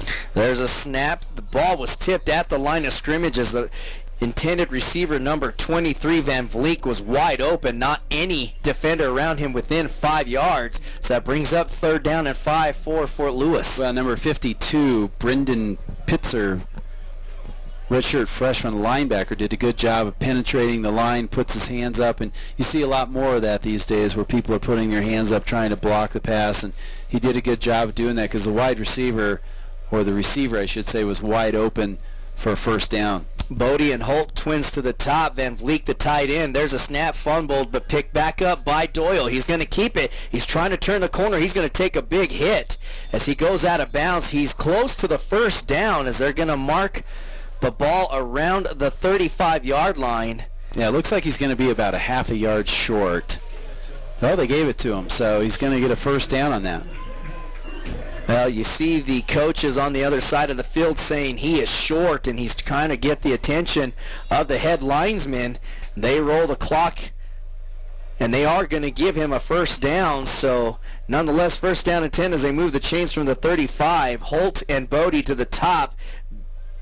with the tight end Berryhill next to him. There's a snap handoff to number 3, and that play was broken up from the word go as it looked like Doyle turned the wrong way, and then he hands off delayed to Duncan. Duncan gets hit immediately with a big loss of 5. Well, TJ Carmichael, number 81, I believe. Let me check that. Number 71, Ed Morgan Jr., defensive lineman from Fort Worth, did a good job of penetrating. We also have a penalty marker after the play, so this should be a dead ball foul. And based on the reaction of the team, it looked like that's going to go against Fort Lewis. Probably some block down field, that little extracurricular activity.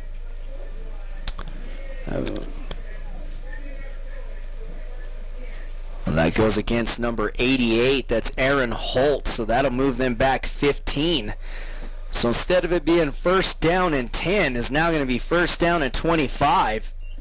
And Fort Lewis will have the ball set in the muddy mess that was created at the beginning of the football game. So the top part of the field, they're going to have number 81 replacing Holt. That's Jordan Benton. Bodie is alongside him. Actually, now they're going to switch sides, so Jordan and Bodie twins to the bottom.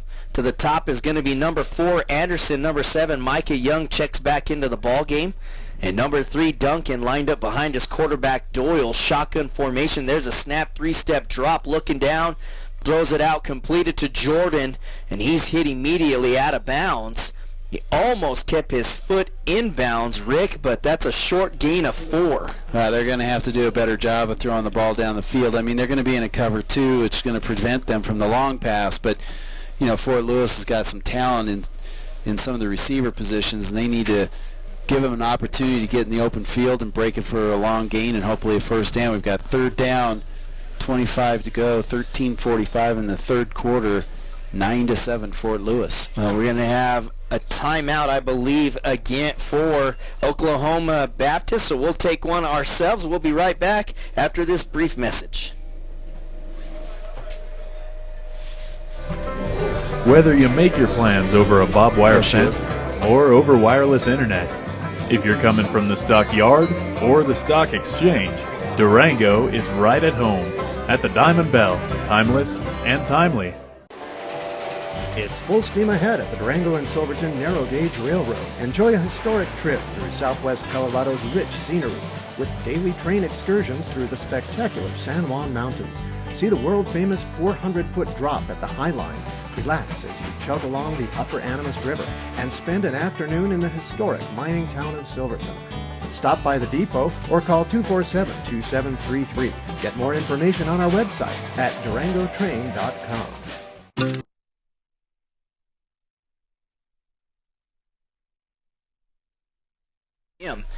Double coverage. There's a snap. He's looking at Anderson. Looks back to the top part of the field. Young breaks loose. He's just led a little too deep as he had the beat on number 16 that was covering him. Nonetheless, that's incomplete, so fourth down, and out comes the punt team. Well, Jordan Doyle did a good job of setting in the pocket. He had a lot of time for the play to develop and did a good job of setting his feet and just barely overthrew that ball. That would have been a first down, but the ball overthrown. It's going to be fourth down now. Fort Lewis is going to have to punt the ball into the wind. This should give Oklahoma Baptist some fairly good field position when they start their offensive series. So number 24, Scotty Gallardo, will punt the ball. It's a good snap. Waiting deep is Soroski. It's short line drive. This will be a nice return for Soroski as he tries to cut to the top part of the field. He's hit 3 or 4 times, still on his feet. And he's going to be hit out of bounds. He actually gets smashed out of bounds. But there's a penalty on the field down here, Rick, with the line judge. I didn't see what the call was. Did you see what happened? I did not see that, but I would assume that it's some type of illegal block or holding on the receiving team. That's normally the case in these kinds of situations. There's a big tackle there by number 75 for Fort Lewis on the return, number 75, Matt Crispo. We'll see what the crew has to say on this particular call. That was a little disappointing. You know, you want to come out after halftime and get a good drive going, and to have that kind of unsportsmanlike penalty to drive them back 15 yards, it really put the skids on that particular drive, and they ended up having to punt the ball. But Fort Lewis's offense was definitely moving the football, as you spoke to earlier. Here's going to be the call from the White Hat. Rick will take a look at that, but Benifaci was the quarterback. He was moving the football. He goes out with a concussion as they were giving him a concussion test on the sidelines. He's got his helmet back on now, so let's see if they make the switch again. And Rick, you got to see the call. Break it down for us. Well, they have both personal fouls on the kicking team and the receiving team, and they're going to give that. It must have been after the play was over. They're going to just give Oklahoma Baptist a first down from the Fort Lewis 39-yard line. So it'll be first down and 10 from there with 13:25 left in the third quarter. Fort Lewis leading 9-7. So this defense with their backs up against the wall from great field position for Oklahoma Baptist. Let's see if they could come through as they line up in the 4-2 defensively for the Skyhawks. Oklahoma Baptist lines up in the pistol formation with Fields getting the handoff right up the middle. The line clogged it up. The defensive line clogged it up, but he's able to turn the corner. Nice gain. He makes something out of nothing, but it's a gain of 2, so it brings up second down and 8. Well, Michael Benavides did a good job of diving at the feet of the running back number 5 for Oklahoma Baptist. That number 5 is Darrell Fields. He's been the workhorse all day, and by him diving at his feet, he was able to hold him to a 2 or 3 yard gain. So second and 7, second and 8 from the 37. 2 receivers to the bottom part of the field, 1 to the top, hand off to Fields again to the top part of the field. He's hit by 4 or 5 Fort Lewis defenders. He's able to shed a couple of would-be tacklers. He tries to run it down to the bottom part of the tackle, and he's met at the line of scrimmage, so he gets right back to the original line of scrimmage, third down and 6. That was a short gain, and he was really lucky because as he was going down, he was trying to stretch the ball out, and as slick as it's been today, he's lucky he didn't get that ball dislodged and create a fumble. Fort Lewis could have recovered that, but he didn't. Did a good job. It's third down and 5 from the 35-yard line. So Oklahoma Baptist with trips to the bottom part of the field and 1 to the top. He sends his running back into motion. That's Fields. There's a snap looking for Fields down the sideline. He's covered, so the quarterback will scramble out. There's a pass incomplete, and we're going to have a penalty. That probably will be in the realm of a hold, Rick. Well, yeah, I mean 35 for Fort Lewis. Again, he's had great pressure, Ryan Ross, all afternoon, and here he is trying to chase down the quarterback and literally gets tackled by number 51, Zach Clark, and that's the only thing that prevented them from sacking the quarterback for a loss. They're going to take that penalty, and it's going to be third down again. It'll be 10 yards from the previous spot since it was a pass play. Well, and Oklahoma Baptist has gone for it on fourth down twice in this game on this side of the field, so I think that's a great call by the head coach for Fort Lewis. So Oklahoma Baptist, third down and about 16 yards to go for a first down. Of course, the sun is out. It's trying to dry this field out for both teams as we had a sloppy mess. They're going to line up in the same formation with 3 receivers to the bottom part of the field, 1 to the top. The quarterback Grower sends Fielder into motion. That's his running back. Throw in the middle of the field, incomplete, as it was intended for number 10, Cody Miller, and he doesn't even try to attempt to catch that football, Rick. Well, that ball was, wobbling on the way out, and good choice on the penalty to accept that because now it's forcing them to punt. It'll put Fort Lewis deep as far as receiving the ball near the goal line.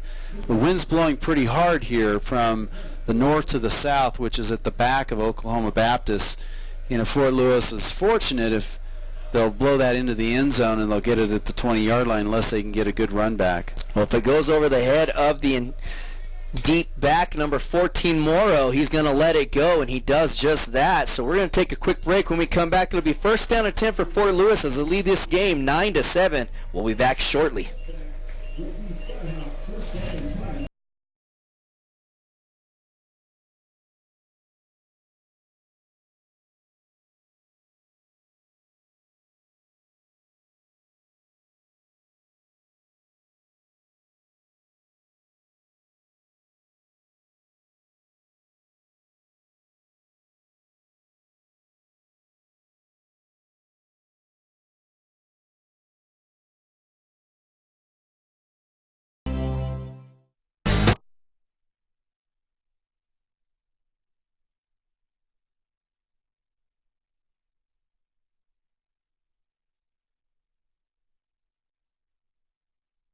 Welcome back. Fort Lewis leads this game as there's a snap to the quarterback, number 10, Doyle, and he's going to take a shot right on the outside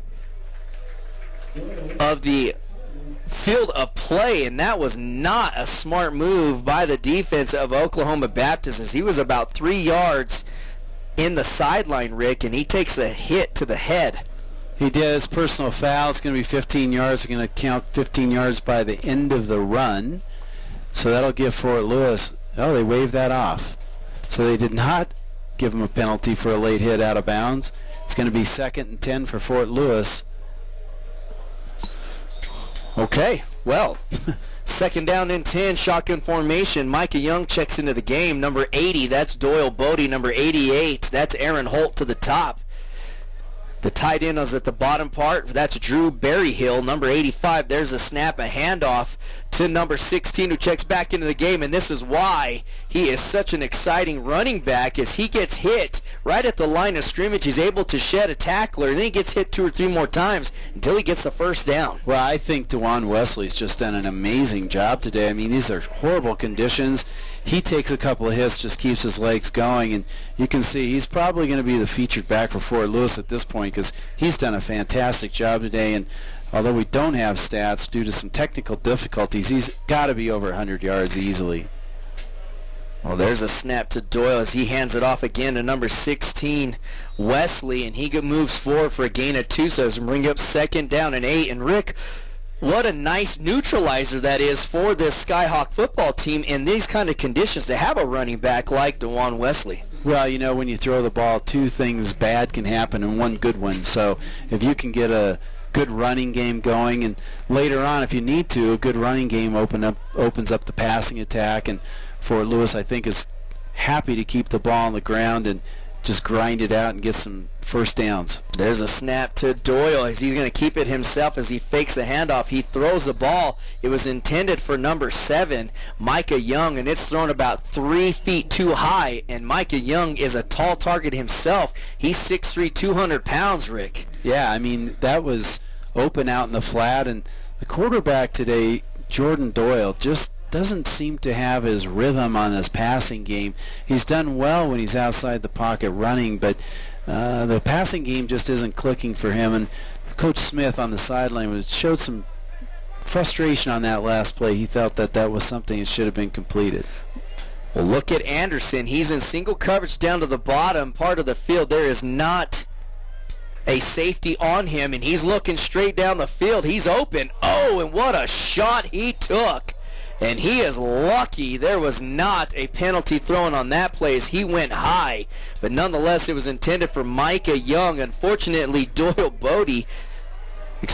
quarterback, Jordan Doyle, did not see number 4, Anderson. He was wide open down the field. Well, boy, that was a huge hit. I mean, that was a hit of the game right there. And number 6, Nelson Medeiros, did a good job of dislodging the ball. But I sort of have to question that, why they would not call a penalty on that play, but they did earlier for something that looked like it was less than a hit, less of a type of a hit than what just happened. So there's a snap. The kick deep to return it is number 2. And they're going to get away from it. So we're going to have a penalty. When we come back, we'll have Rick break that penalty down. But we'll be right back here after this commercial break.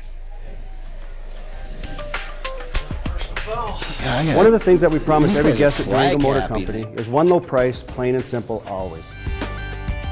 When our guests come on the lot, they get to see our best price hanging clearly in the window of every vehicle on our lot. They can just come in, select the vehicle that they want, and already know the price up front. Buying a vehicle should be a great experience, and that's what we provide. And taking care of our guests means one low price, plain and simple, always. Meet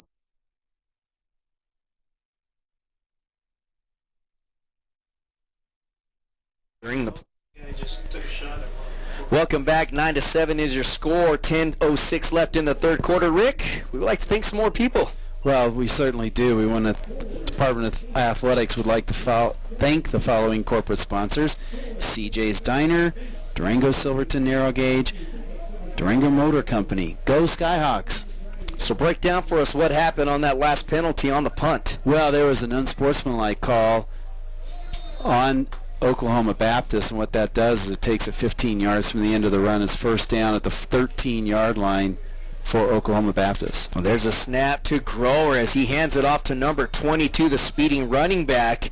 That's Jordan Barnes, and he goes nowhere as he gets hit immediately at the line of scrimmage. So that brings up 2nd down and 10. Boy, number 58, Dalton Lane for Fort Lewis, is having a really good game. He's made several tackles. I'd like to get the stats on him because he's done a good job of blocking up the middle of the field. 2nd down and 12, a loss of 2 on that play, and that was great penetration by the defensive lineman. Again, number 58, Dalton Lane.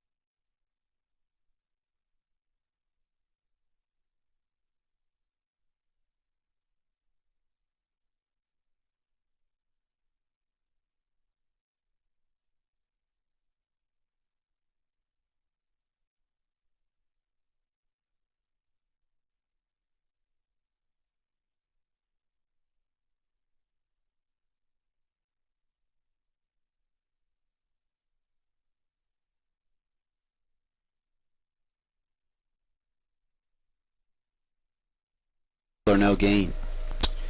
And this is the kind of defense we expect out of the Skyhawks with Coach Riffalato taking care of that. There's a snap and almost a great catch by number 2. He's unable to hold on to the football. That's Nico Simmons.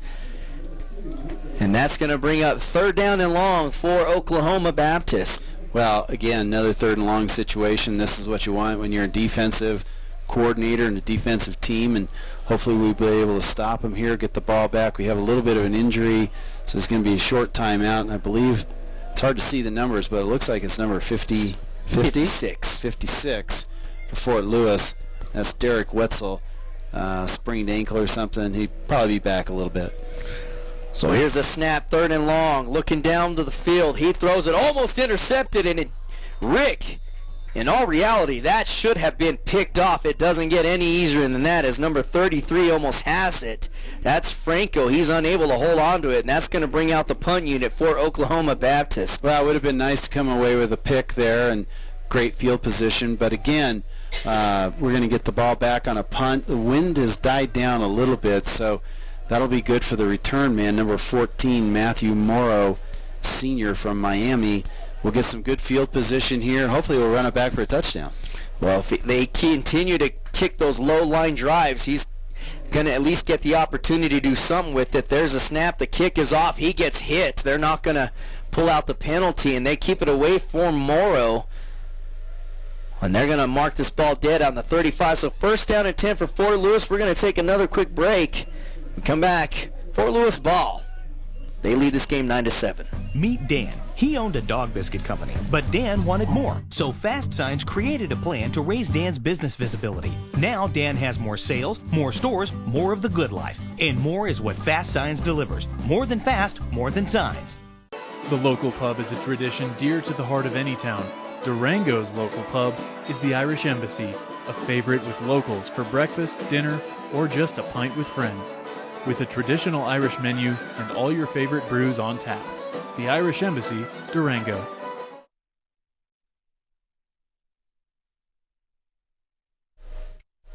Well, we got 1st down and 10 as there goes a handoff to number 3. He checks back into the game. That's Amory Duncan. And he dives forward for a gain of 3, so it brings up 2nd down and 7. Oh, we have an injured player out on the field for Lewis. And one thing, what they're doing is they're rotating the backs through. So one series it'll be Amory, the next series it'll be number 16, DeJuan Wesley, and probably keep them fresh that way. We have number 73, for Fort Lewis, who's limping off the field. Arthur Ray Jr. from Chicago, 6'3", 300 pounds. He's been a staple on that offensive line for Fort Lewis, a welcome addition this year for them. So who's going to check in the game for him is number 55. That's Brian Malone, 6'3", 270 junior. There's a snap handoff to number 3. Again, that's Duncan. He only gains a yard, so 3rd down and 5, Rick. And up to this point, the passing game has been non-existent since number 13, Benafossi, went out with the concussion. Yeah, I mean, we'll see what they do here. I would imagine that they're going to do some type of rollout read where the quarterback can see a receiver downfield, and if not, he can tuck it away. It's been fairly successful earlier in the game, so we'll see what they do here. There's a snap, short 2-step drop thrown out, and again the ball thrown too high out of the reach of the intended receiver, number 80, Doyle Bodie. He's only 5'11", but he led this team in receptions last year, Rick. A little bit different story this year. Yeah, I mean, the passing game just really hasn't worked well at all today, and last week he was pretty quiet, and so that's unfortunate. Fort Lewis should have tried to capitalize on that opportunity. At least we're going to pin them back in deep into their end of the field. They have their receiver at the 10-yard line, and he's probably going to let this go if it gets close to him. Hopefully he'll get into the end zone. That's what they're banking on. For us, we wanted to come up short and pin them back in their own territory. Number 24, Scotty Gallardo, punting for Fort Lewis. He's done a fantastic job so far tonight. Number 2, deep, that's Nico Simmons for Oklahoma Baptist. There's the kick. It's high. This should give their coverage team time to get down there. It's fair caught, and they're going to mark the ball right around the 13-yard line. And while they get this set up, 1st down and 10 for Oklahoma, Rick, we'd like to say thank you to a few more partners. We do. Fort Lewis College Department of Athletics would like to thank the following corporate sponsors for their continued support: Comfort Inn, Durango Herald, Holiday Inn and Suites, Irish Embassy Pub, Morehart Murphy Regional Auto Center. Go Skyhawks! We also like to remind you can listen to us live on the World Wide Web at www.radiodurango.com. Rick, this game will be shown live throughout the season as well as a few nights during the week. Yeah, it's on IDTV this year, cable channel, and it'll be Sunday nights and Thursday nights, so you can watch it on TV. There's a snap handoff to the workhorse, number 5. That's Darrell Fields. Love to see the numbers on him as well, Rick, as he's gotten the ball doing the dirty work for this Oklahoma Baptist football team. Yeah, that was one of their better runs of the day, and he only got 4 yards. So, although he's carried the ball a lot, he's got a lot of carries, he doesn't have very, very good yards per carry, I would imagine. Again, stats aren't coming up for us at this point. We'll try and get those as soon as we can for the listeners. So 2nd down and 6 for Oklahoma. There's a snap looking to the left side. There's a quick toss out to the tight end, completed.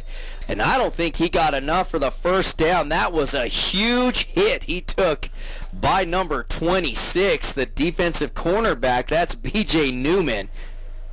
Yeah, I mean, that was a pass out to the flat. We've got 3rd and about 1.5 yards. We'll see what they elect to do here.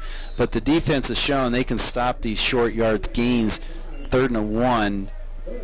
6:04 left in the 3rd quarter. Fort Lewis leading 9-7. So Oklahoma Baptist taking their time getting the play call in. Grower, the quarterback, calls for number 15 to go in motion. That's Sawarski. There's a snap, handoff to number 5. That's Fields, and he gets enough for the 1st down, as it was a short gain of 2, but that's all they needed to get the 1st down, and that'll move the chains. Yeah, it's one of their few 1st downs they've had today, and they're up to the 25-yard line, 5:47. That was just a dive play right up the middle, and although Fort Lewis held them for a relatively short gain, it was enough to get a 1st down on that play.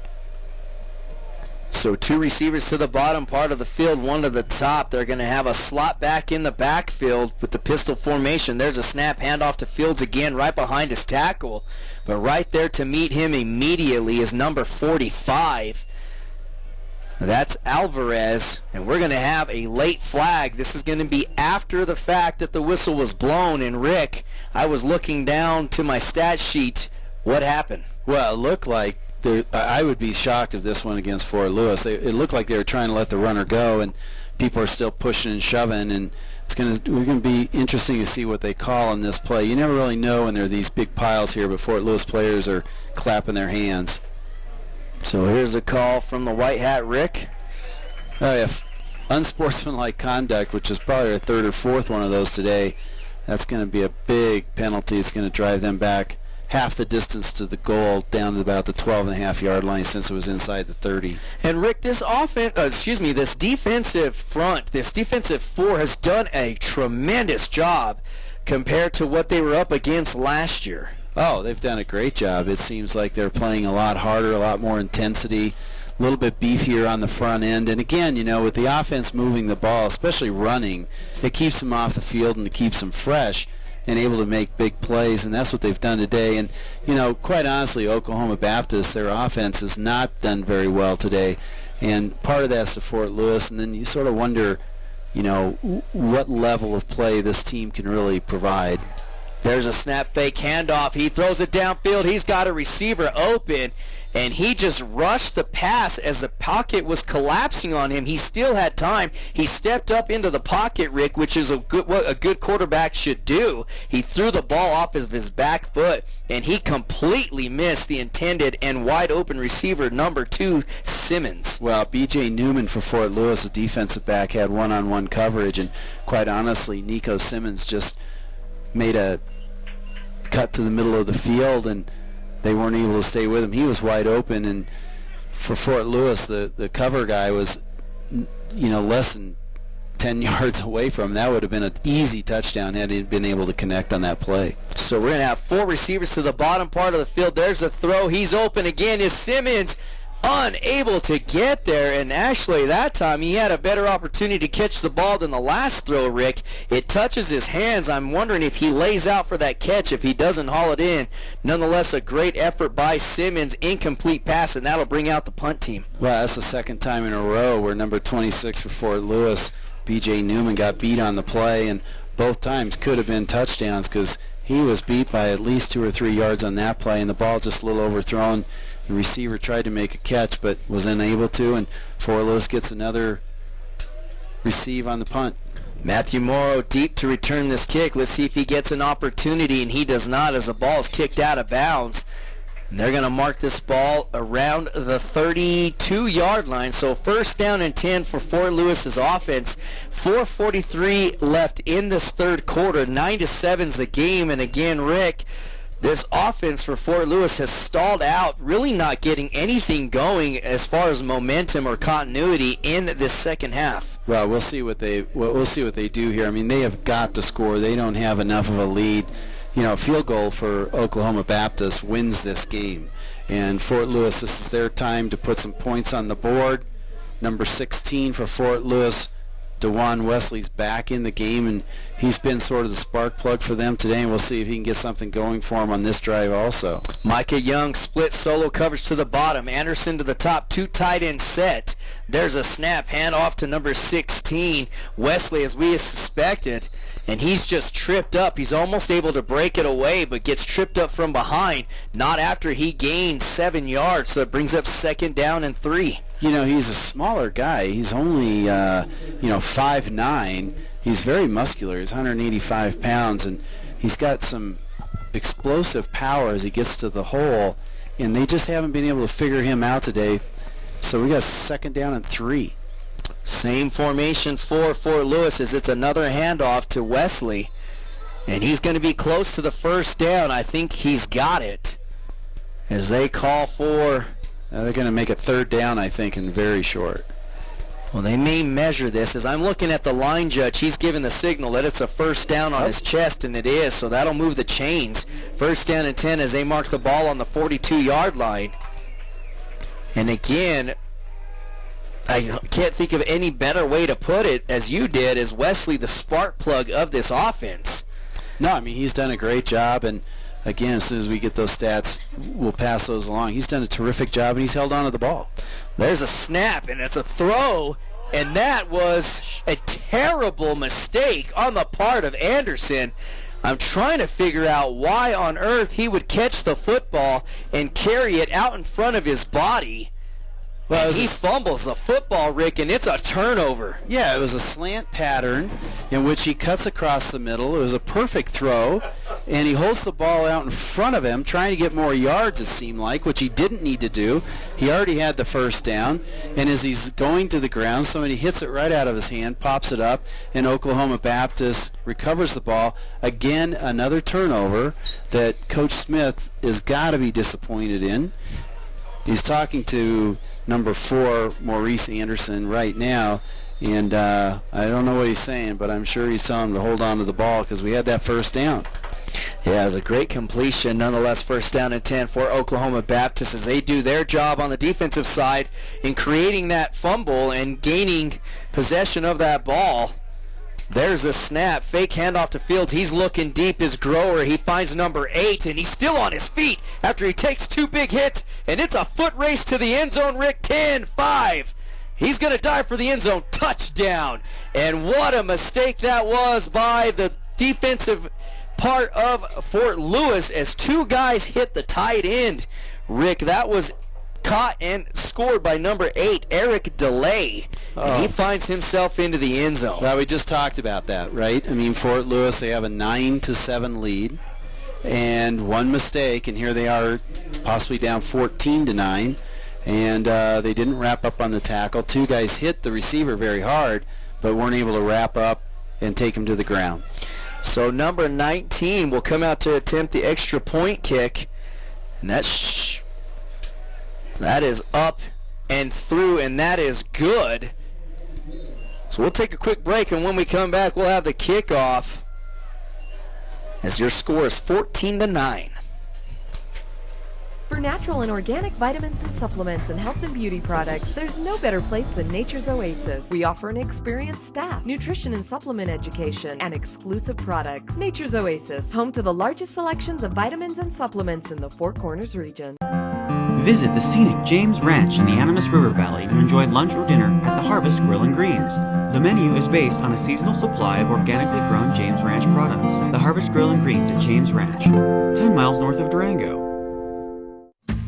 Inside Durango TV uses 100% green power.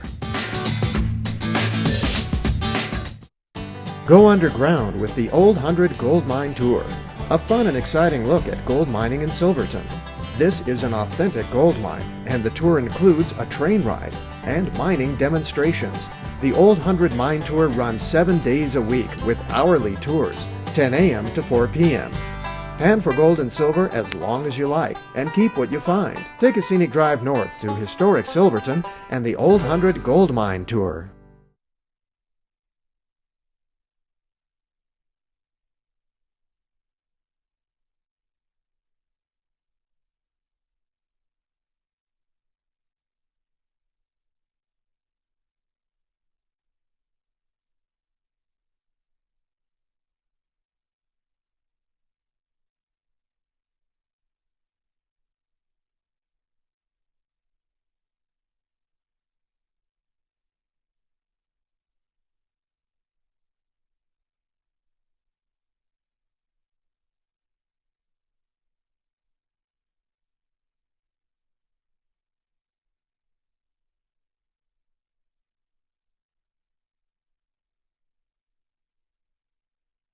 Marked on the 40-yard line. There's a snap, the handoff, and I'm trying to see if that's number 3, Emery Duncan, checking back into the football game, Rick. Short gain of 2 brings up 2nd down and 8. Well, they used this formation earlier in the game. It was a double tight end formation, which is a power formation, and it was number 3 that time, Emery Duncan, that had the ball. It was a short gain of 2, but you could tell easily they were going to go ahead and run that ball based on that formation, based on what they've done earlier in the game. Number 88, that's Holt. 80, that's Bodie. And number 7, that's Micah Young. Trips to the bottom. There's the pass intended for number 80, Bodie, and it was thrown wide about 3 yards out of the reach of the intended receiver, so incomplete. 3rd down and 8. Well, it's clear that number 10 for Fort Lewis, Jordan Doyle, is struggling today on the passing side of the ball. He's done a fairly good job running, but really struggling passing the ball, and we're into a 3rd and long situation. I can see that there's some frustration on behalf of some of the coaches here. Hopefully we can make this completion for a first down. There's a snap. Doyle looking down to the bottom part. Now the pocket collapses and he keeps it. And then he gets planted by number 21 from the defense of Oklahoma Baptist, and that's Keegan Metcalf. Let's Jordan Doyle know who he is. Yeah, Rick. he did, and he was looking downfield, couldn't find anybody, tucked it away, and you know they've got to get the ball downfield, and he's got to make some of these completions, and it's almost like he's a little gun shy or something. I don't really know what's going on, but obviously he's struggling today trying to get this offense motivated and moving. Deep back for Oklahoma Baptist is number 9. That's Cheatham. He's going to call for a fair catch. And that's going to bring up a first down and 10 for Oklahoma Baptist as they mark the ball on the 20-yard line. 9-14 to score. Fort Lewis trails this game with 1:57 left. And Rick, I think the story up to this point in the second half is the inability of the offense for the Skyhawks to move the football. Well, as bad as Oklahoma Baptist was in the first half, as bad as Fort Lewis is in the second half with regards to running the offense and making some plays.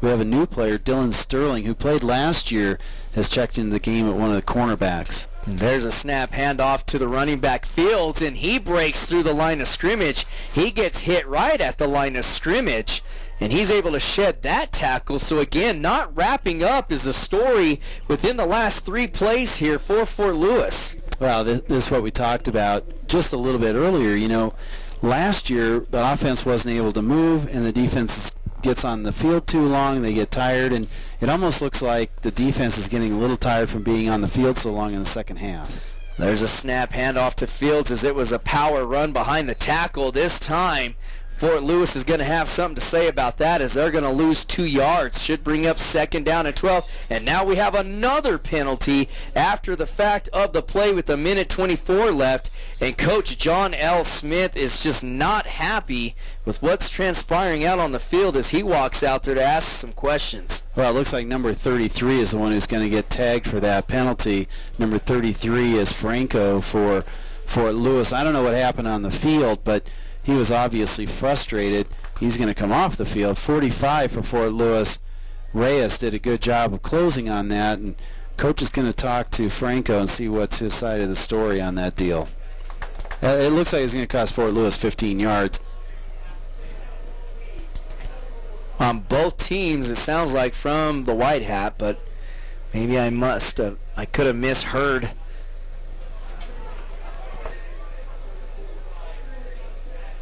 Yeah, they're going to replay that down. So since it was a dead ball play, that down should count. It should be second down.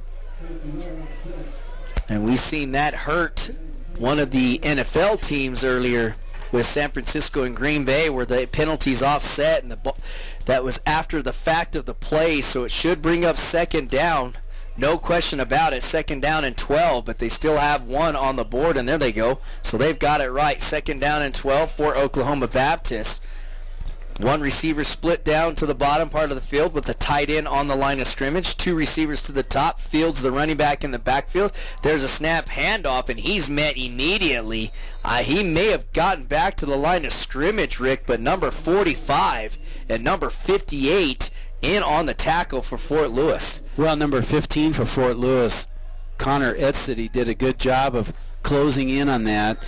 He's a linebacker for Fort Lewis, and that sort of plugged up the hole. We held him to no gain. It's 3rd and 13. We got to get the ball back here with 52 seconds left, down 14-9 in the third quarter. So Fort Lewis down in this game.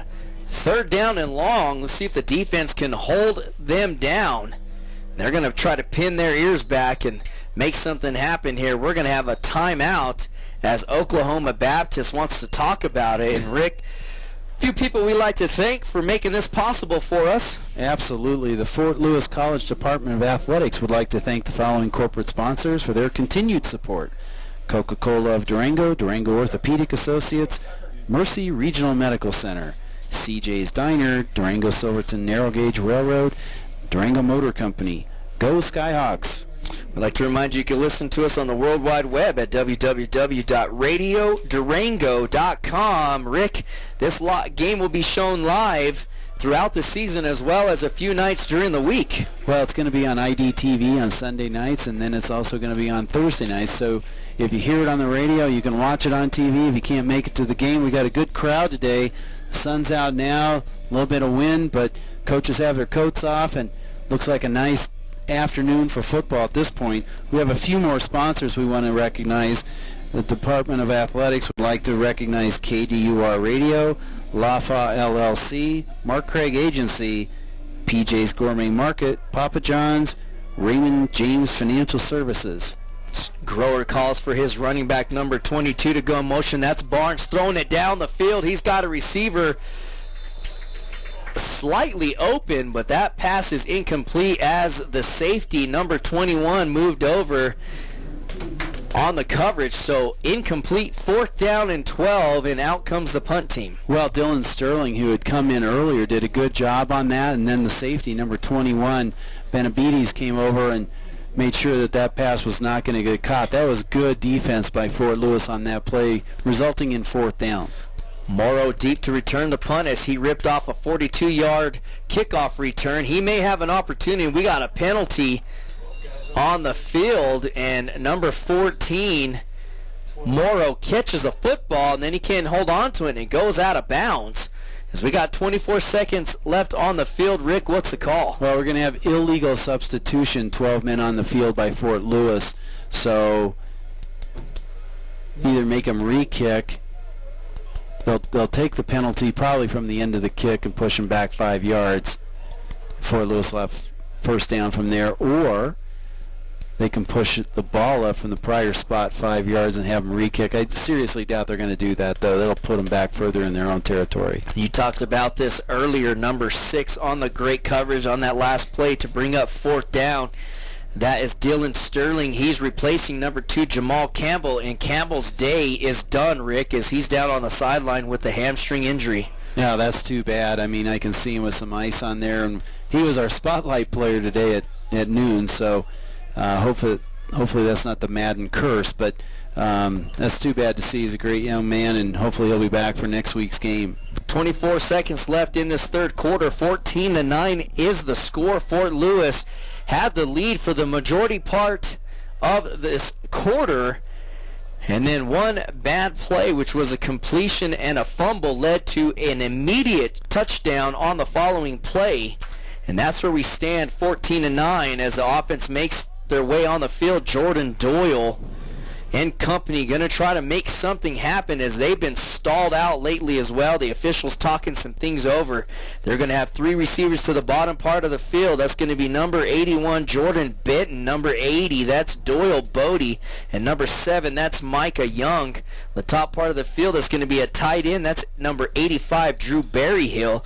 And, Rick, this is a lot of different formations that we've seen compared to last year. We rarely ever seen tight ends in the ball game. Yeah, I mean, it's a completely different offense, and Coach Brown from Nevada came over from Nevada and has instilled this pistol offense, which, you know, talking with Coach Smith, there's several formations, but really only 12 to 15 plays that are run out of these several formations. So we are ready. 24 seconds left in the third. Here's the snap. It's bobbled and then handled again. Doyle, has got to make a run for it, and he's going to be stopped. And he's going to lose 2 yards on the play, so it brings up 2nd down and 12. And, Rick, the snaps aren't bad. It's just unfortunate Jordan Doyle is not doing a good job with handling it. Well, he's had 3 or 4 that have come right to him that he's just bobbled, and, you know, it's a play killer, because that gives the defense time to pursue the ball. And that's the end of the quarter. Fort Lewis down 14-9. We'll see what happens in the fourth quarter coming up. So we're going to take a quick break. When we come back, we'll have the start of the championship round.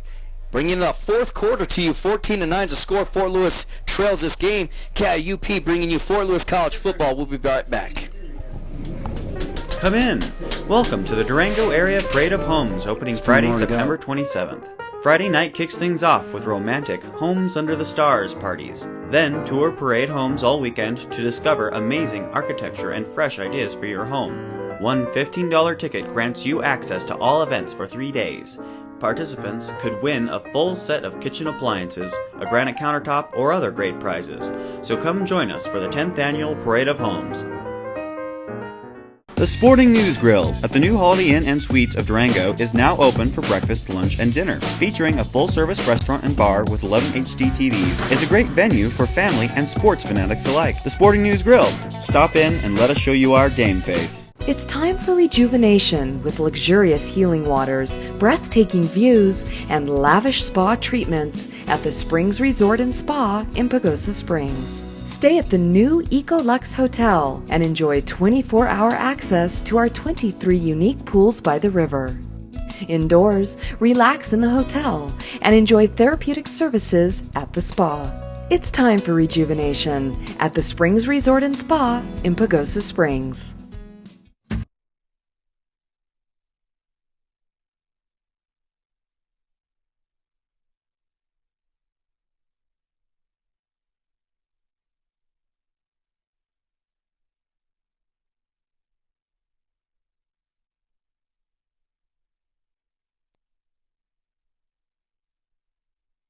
He's not going to get any more yards. He's actually facing towards Fort Lewis's goal, and he holds the ball out in front of him, and I'm sure that that's something they're going to be talking with him again.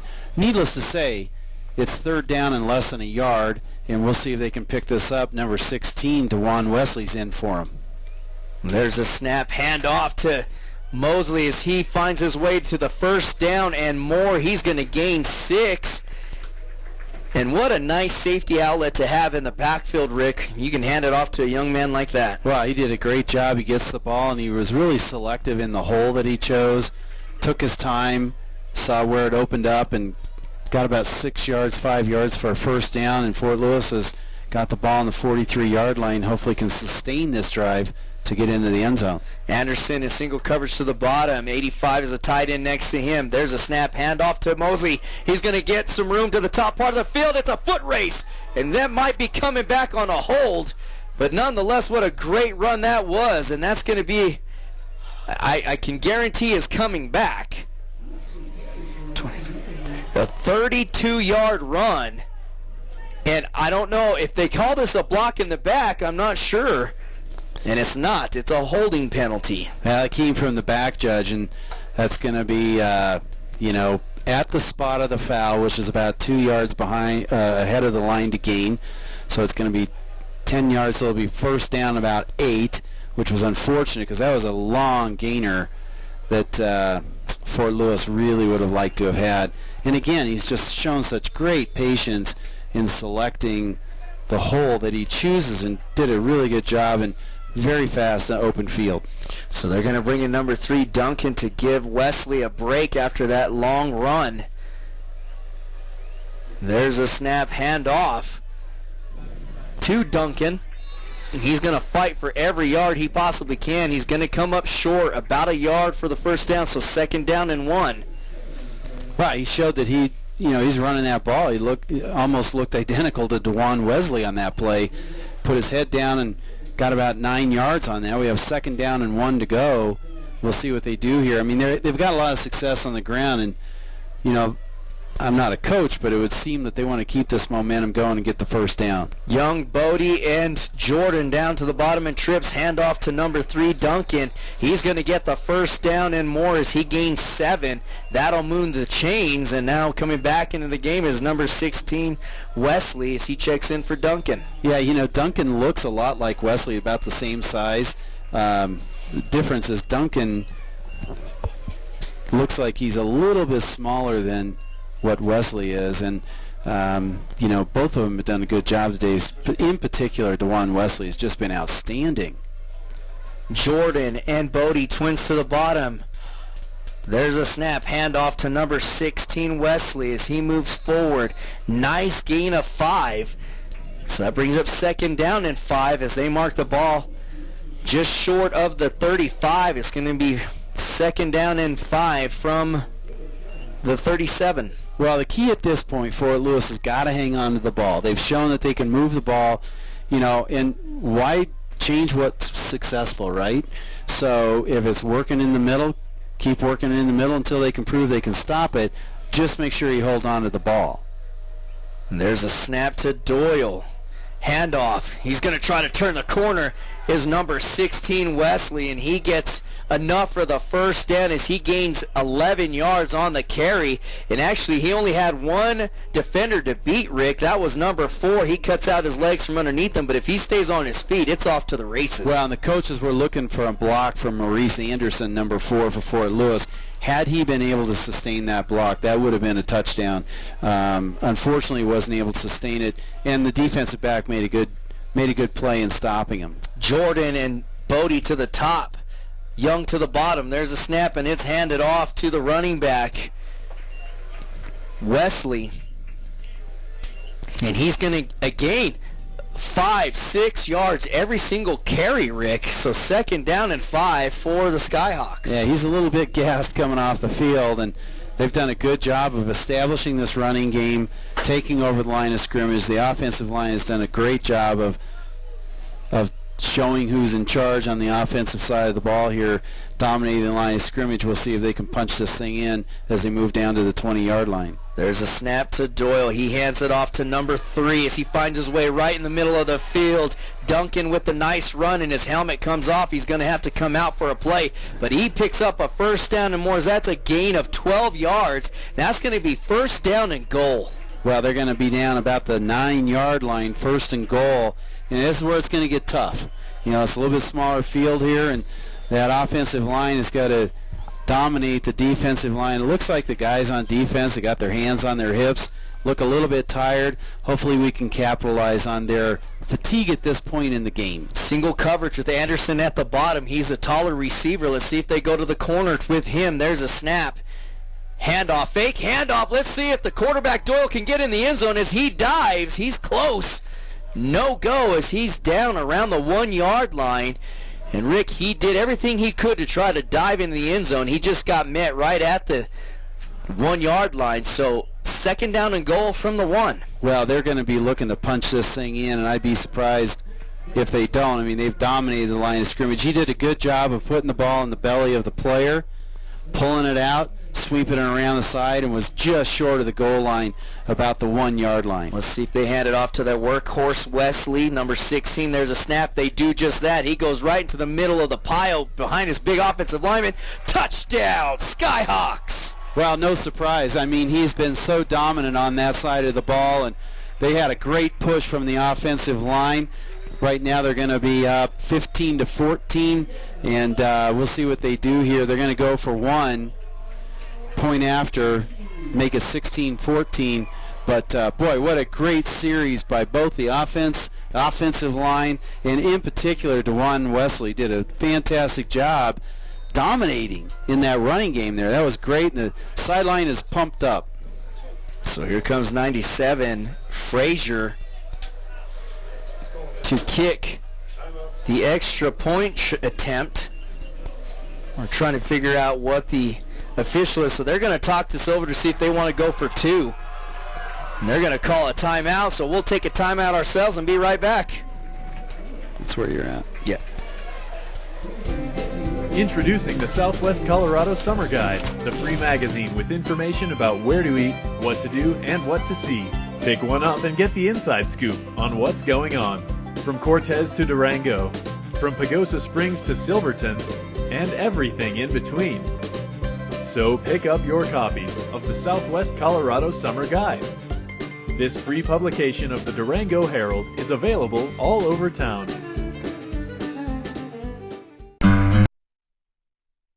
Today, Dad's moving into Sunshine Gardens. We're all really excited. You sure are a hit around here. Woo! And once he's settled in, I'm sure he'll come out of his shell.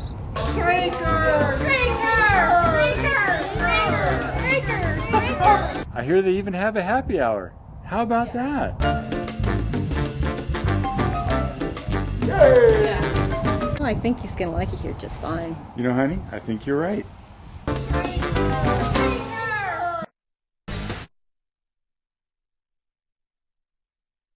conversion. 2 tight end set, 2 running backs in the backfield, 2 receivers split to the bottom part of the field. There's a snap to Doyle, handoff to fake handoff, and he walks into the end zone. Number 16, who else? That's DeJuan Wesley, and what a fake out that was, Rick. They had me completely fooled. Well, it was a fake dive play in the middle and a pitch to the running back, number 16, DeJuan Wesley.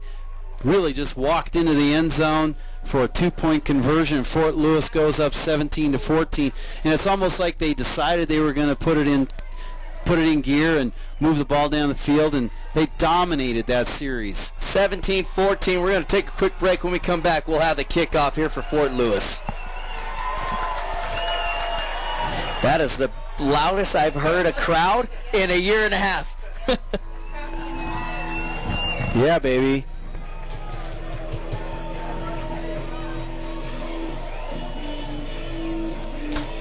Come on, say your name.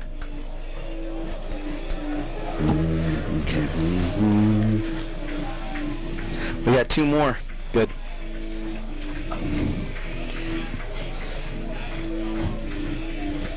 That was a good call.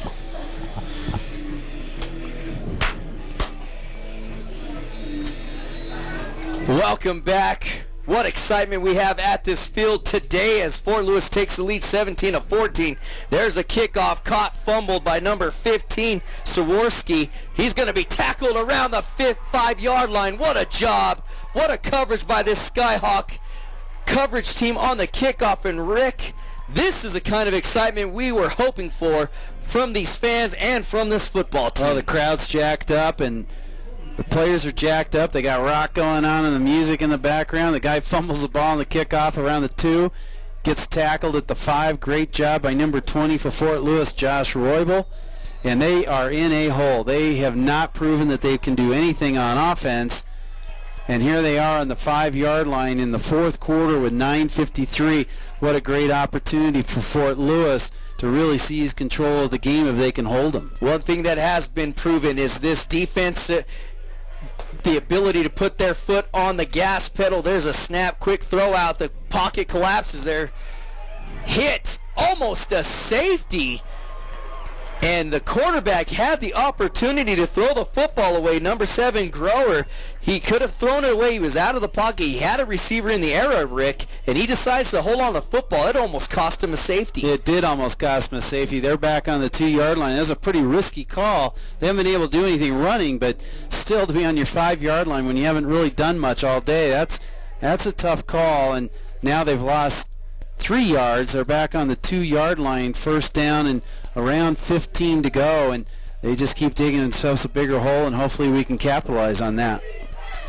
2 tight end set, 2 running backs in the backfield. Their backer up against the wall. Let's see if we can get a safety here. There's a snap, handoff to Fields. It's going to be close. As he dives forward, he's going to barely get back to the line of scrimmage. So 3rd down and 14 still, Rick. This defensive front for Fort Lewis doing everything that it can. And actually, one thing we haven't talked about is a fantastic job that the offensive line for this Skyhawk football team has done as well. Oh, the running game.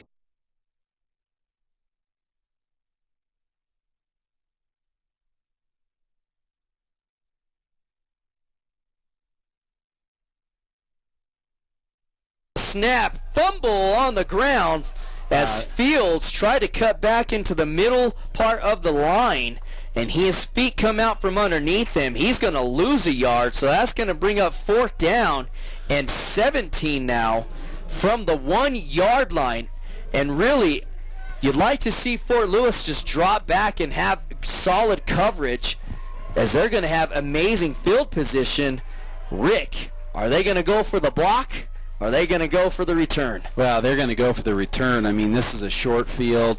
You know, there's only 10 yards. There are only 11 yards for the punter, and they're not going to take any risk of running into him and getting a penalty. So there's a kick. That's exactly what they opt for, and it's not a long kick as the ball dives right around the 37-yard line. We're going to take a quick break. When we come back, 1st down and 10 for the Skyhawks as they lead this game 17-14. Come check out what's new at the Ute Mountain Casino Hotel and Resort. We now have single and double deck blackjack games. Enjoy our King of the Cage boxing events year-round at our events center. If you're on the go, take a break at the new Ute Mountain Travel Center. With our valet service, you can arrive in style and get right into the action. Visit us for our Saturday prime rib buffet and our seafood buffet on Fridays. With the largest gaming floor in the area, Ute Mountain Casino Hotel and Resort has all the great games you love to play.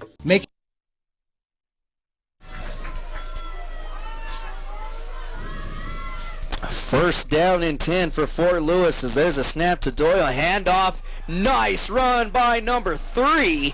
Duncan able to find some room as he picks up 14, and that'll move the chains for a first down. And they're calling for some help as one of the players is down on the field. It's hard to see who it is from here. Well, I think it's number 3, maybe number 4 for Fort Lewis. Maurice Anderson, a wide receiver. He was blocking downfield. He came up holding his leg. We'll see what this is. Hopefully it's nothing serious, and he can get back out on the field. 17-14 is the score. Again, you can listen to us on the World Wide Web at www.radiodurango.com. You can also see this game online, live, as well as throughout the week, Rick. Right, it's going to be on IDTV. It's going to be Sunday nights, and it's also going to be on Thursday night.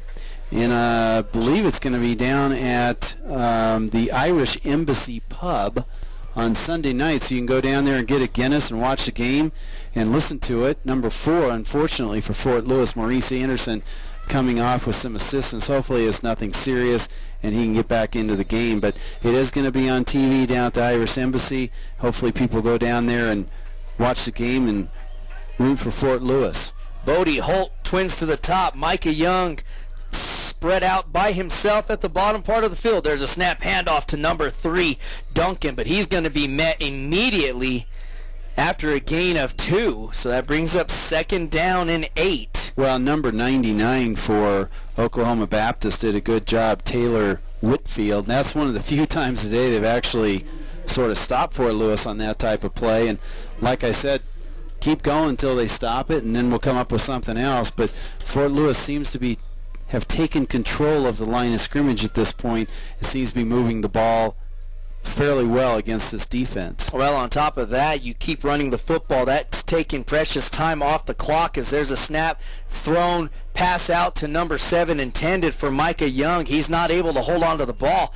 That was a risky throw into double coverage, Rick. It was, and it was a slant pattern from number 7, Micah Young, and the ball was just a little bit behind him. He's lucky that ball didn't pop up in the air and get intercepted. And it was an interesting call. So we got 3rd and 8 or 3rd and 9 here on the 22. We'll see what Fort Lewis does. Looks like they're going to go Twins to the far side of the field with Micah Young, number 7, closest to the press box here. To the top is Bodie and Holt. Tight end number 85. That's Berryhill. Joins the 2 to the top. There's a snap. Fake handoff. Doyle's going to keep it himself. It's a foot race to the edge. He finds himself to the edge. He gets his legs chopped out from underneath him, but not after he gains 4 yards. So that's going to bring up 4th down. It's going to look like 4th down and 3. Interesting call here, what they're going to do. Are they going to try and kick a field goal, or are they going to go for it on 4th down and about 3? They're in the muddy part of the field, which is the south end of the field, going towards the school. So it looks like they're going to try and go for it on 4th down. Now, are they going to try and call them offsides to jump on the ball, or are they actually going to run a play?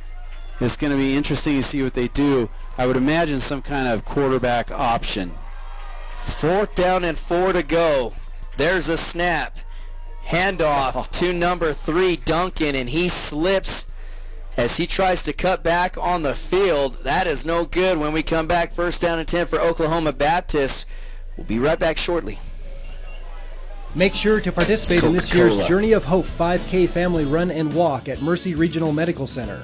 All proceeds from the event go to the Journey of Hope Fund, providing free mammograms to women in our area who cannot afford them. New this year is the Colors for Cancer 10K Trail Run. Proceeds from this race support the Mercy Cancer Center's efforts to fight all forms of cancer that affect our community. The 19th annual Journey of Hope is October 5th So register today at Mercy Health Foundation's website or call for more information.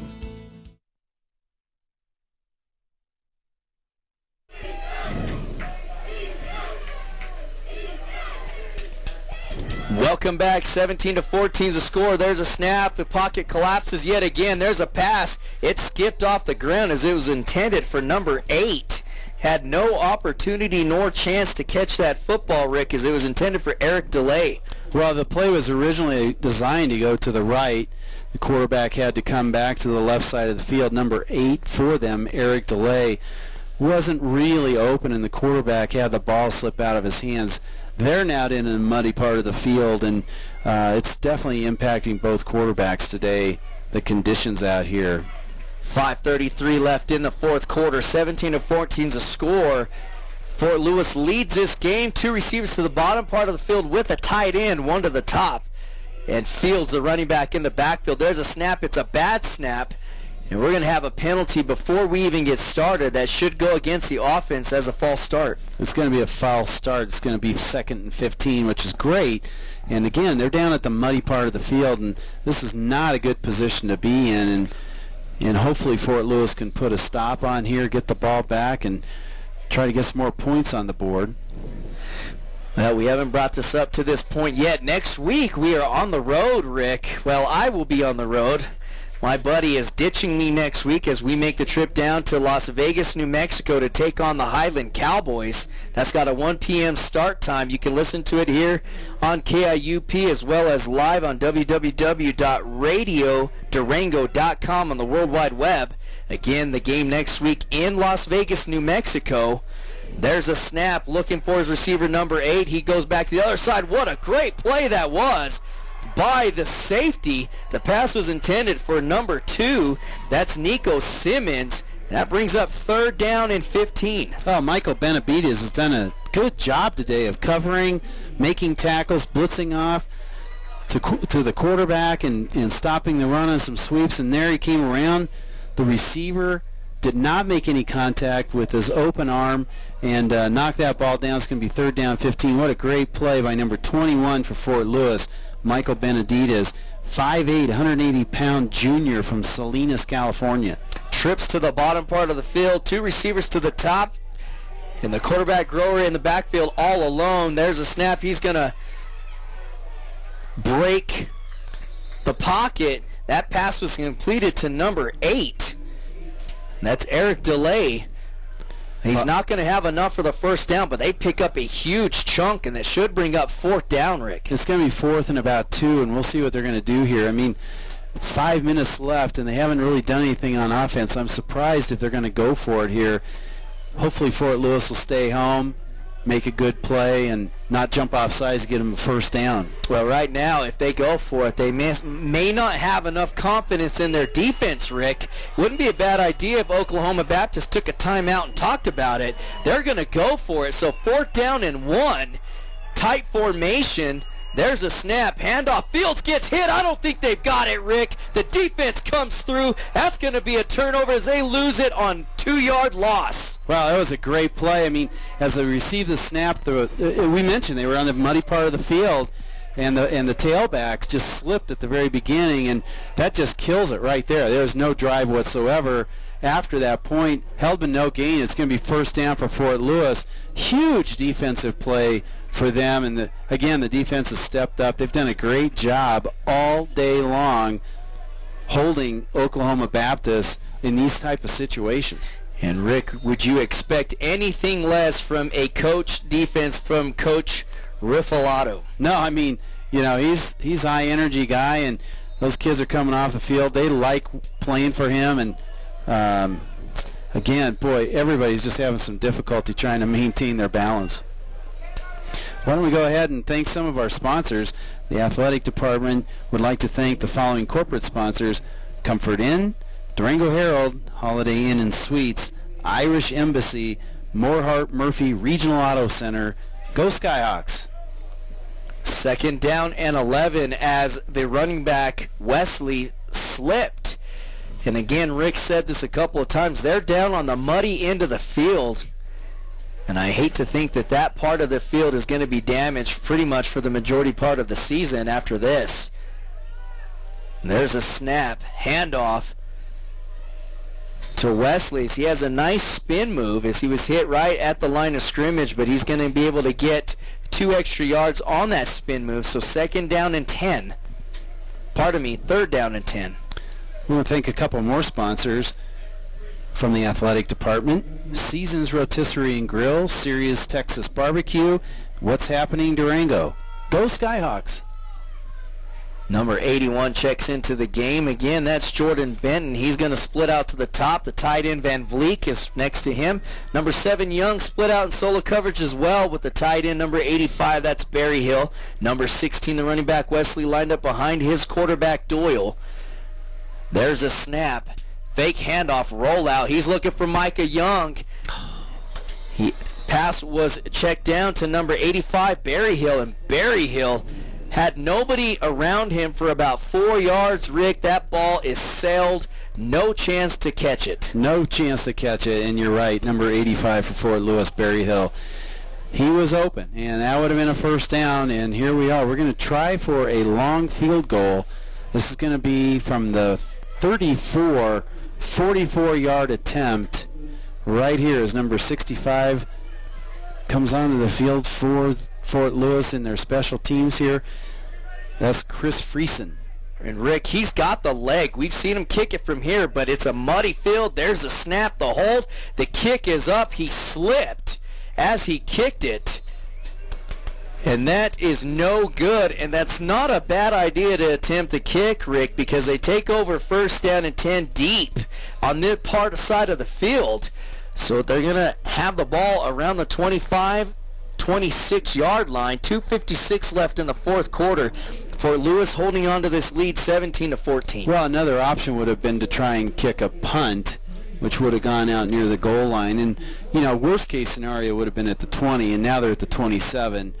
But, if you get a chance to put points on the board, and he can kick them from there, he's got the wind at his back. It's not a bad decision at all. Just what were the other options that were available, which I'm sure they discussed on the sidelines. Well, and to that note as well as your defense is playing, why not try to kick the field goal? Here's the shotgun formation. The snap is low, but it's handled by Grower. He throws it out incomplete as that ball was sailed high and wide, intended for number 2, Nico Simmons. 2nd down and 10. Well, again, quarterbacks are struggling today, and that ball, they're doing the best they can to keep it clean, but once it's snapped from that mud, any kind of grip is compromised, and both quarterbacks have struggled significantly today trying to get the ball in the hands of their receivers. 2:51 left in the fourth quarter. We will be on the road next week at New Mexico Highlands, the Cowboys, for a 1 p.m. start time. Fort Lewis trying to finish this game as the quarterback Grower had no chance on that play, Rick, as he was slipping and sliding, trying to keep his feet underneath him in that muddy mess down there. Incomplete, 3rd down and 10. Yeah, they tried to get the ball to Jacob Cheatham, who's a freshman, redshirt freshman, out in the flats, and just weren't able to do it. Defense is trying to get the crowd involved, making them loud, making it more difficult for the Bisons to make this first down. Hopefully we can hold them here. Trips to the bottom part of the field. One receiver to the top, single coverage. He shadowed with the safety. There's a snap. Grower is going to be sacked. And what a play that was, Rick, because number 28 for the defense, I believe that's who that is. Number 29, Sargent, came out of nowhere. And Sargent went up in the air and had enough physical prowess to come back down, grab the quarterback by the front of the jersey, and stop him. And big loss there. That was a great play. And we've got 4th down and 22, and hopefully we'll get this ball in good position.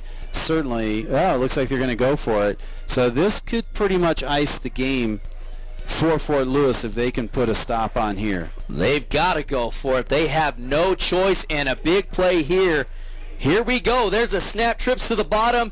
The pocket again collapsing, so he's going to roll out to the top part, and he takes a sack. He doesn't even give his players an opportunity to make a play, and he's going to take a big sack as number 99 is there to hit him before he can get the ball away. That's Juan Hall. And Rick, the defense comes through, and in all reality, you can check mark a win on this defense as well as they played today. Oh, they did a great job. And boy, number 99, Juan Hall, what great pursuit he had on the quarterback, stayed with the play, tackled him as he was close to the end zone. And all Fort Lewis really needs to do is, if they get one first down, it's over. But there's a good chance that just by running the clock, they're going to put a W in the record book. I predicted this going in, right, Albert? You sure did. And although it's not a great score, I'm sure Coach will be happy that this one's in the bag.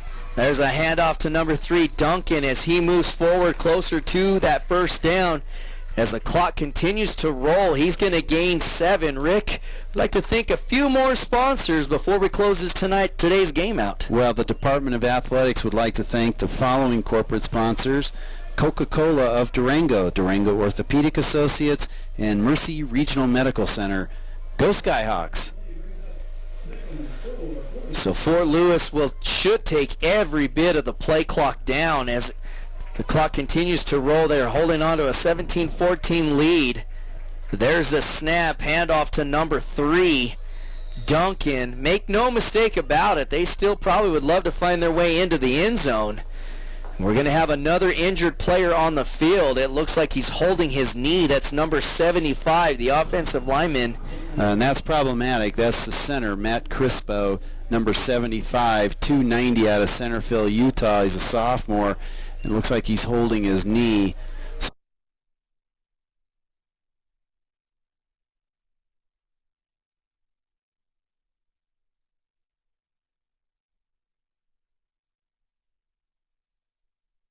Is warming up, snapping the ball to number 13, Trevor Bonifaci, in preparation of him coming in, and he's getting helped off the field.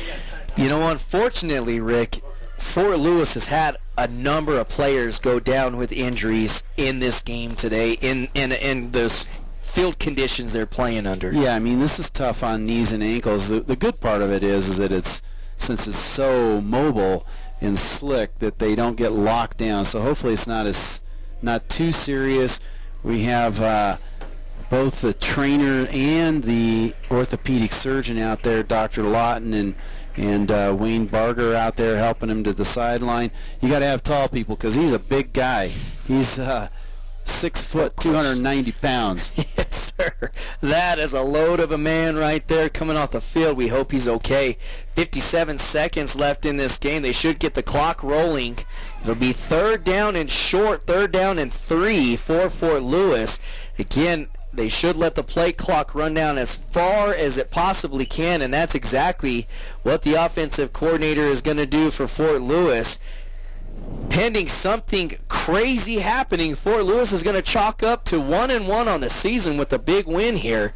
There's the snap, handoff to number 3, Duncan. He finds himself loose. Touchdown! What a way to finish off the game as Duncan is stopped at the line of scrimmage, Rick, and he somehow keeps his composure to stay on his feet, and he gets in the end zone. Well, he got hit at the line of scrimmage and kept his legs driving just like he's done all game. Him and the other running back, DeJuan Wesley, and gets it into the end zone. Fort Lewis goes up 23-14. And what a great win for the school. Rick, first time in 2 years. You called this since after the game last week that Fort Lewis would win this football game, and I couldn't be prouder of them. I know you are. Here's the extra point try. There's the nod, the snap, the hold, the kick. He slips again. And Rick, we've talked about this a number of times. This is a tough job to kick from there because it is muddy and wet on the side of the field Fort Lewis is playing on right now. Oh, there's a big mud puddle there, and that's the first time that kicker is going to get dirty all season. That's because he slipped, but we missed that extra point. But Fort Lewis goes up 23-14, 31 seconds left. I think it's the new clock operator, if you want to know the truth. We got Alan Tabrinkin here as the clock operator. We got John Francis, who does basketball for Fort Lewis, in here. So all these guys are good luck for us. We got your wife in here. My lovely wife, Kristen Velarde, yes, she's in here. We've got our comrade that's been with us since last year in here as well, running the play clock, in Fort Lewis coming away with a huge win. And Rick, we talked about this in our pregame, the first game last week, that Fort Lewis needed to win some football games because this town is excited about this new head coach, the direction this program is headed in, the new era of football that you will be seeing here and you see today already. Yeah, maybe it's not this huge points up on the board, but what can you expect with a muddy field, Rick? This is the way to get excitement even more elevated within this town. Well, you know, Fort Lewis, they had to win this game. They were supposed to win this game. They came out and they did. And given the conditions, they've done a terrific job. And we're just happy. I mean, there's high expectations going forward, and the team's just playing lights out on defense. And you know, the offense is going to come around, hopefully. And what a big win for Fort Lewis. The crowd's excited. Players are excited. A lot of smiles going on down there. We've got number 80 for Fort Lewis, Doyle Bodie, screaming on the sidelines. He's all happy. So what a great win for Fort Lewis. 8-yard kickoff return for Oklahoma Baptist. They'll take it first down and 10 from the 18. And Rick, one thing that's got you and I smiling from ear to ear is this offensive line that Coach John L. Smith was able to bring in to Fort Lewis. As we're going to have a penalty that's a first down catch reception pending this penalty, but we are happy as can be about this new reconstructed offensive line that can handle these bigger defensive linemen, which is something we couldn't handle last year. Yeah, I mean, they brought in 3 guys, and last year their biggest lineman was 270. This year their smallest lineman is 270, and they've done a great job. They demonstrated today, and really even last week. You know, we were moving the ball last week against Southern Utah, but especially today, both in the offensive pass protection that they've provided and the running game, especially the running game. They've just done a terrific job. So kudos to the offensive linemen, and they're obviously always the muddiest guys on the field. Penalty declined. It was against Fort Lewis. First down and 10 for Oklahoma Baptist. 21-0 is this. 21 seconds left on the clock. 23-14 Fort Lewis, as that pass is intended for number 2 Simmons, incomplete. Now on the flip side of the ball, the defensive line, Rick, the heaviest guy we had last year, topped out at 250. Right, and this year, you know, number 44 Reyes is 5'11", 270. And number 99 for Fort Lewis is 280. So it's a much bigger line, more athletic, a lot of penetration, and you know, they're just bigger and better and faster on both sides of the ball in the trenches, which they needed for this year coming in. Replacing an All-American, All-Conference player in Phil Odell, you would think there would be a big hole in that linebacker core. They've done a solid job in filling in for a big loss like him. Oh, they've done a great job. And here's another sack for Fort Lewis with 9 seconds. That's going to run out the clock. Fort Lewis is going to come away with their first victory. Everybody's happy. The booth's clapping. The players are giving high fives. Coach Smith is excited down on the field. So congratulations to Fort Lewis. First win at Denison Field in 2 years. I cannot tell you how happy I am to see that win, Rick, and myself called all of the games last year, and as much faith as we had in the team, just weren't able to break away a win on the football game last year. Not one. 23-14, they pick up a win against Oklahoma Baptist University. They've sang the school fight song about 6 times in this second half. What a job this team has done today in this kind of conditions. 1-1, this new era of football starts, and we'll come right back with the end and post game for today's football game here. Again, Fort Lewis wins this game 23-14. We'll be right back after this message. I think I'm supposed to go down and do that interview, but we're at 190? You should go with me, man. Oh, are you? Yeah. Nah, I'm out of here, man. I'm going to go eat. You're the man, brother. Go for it.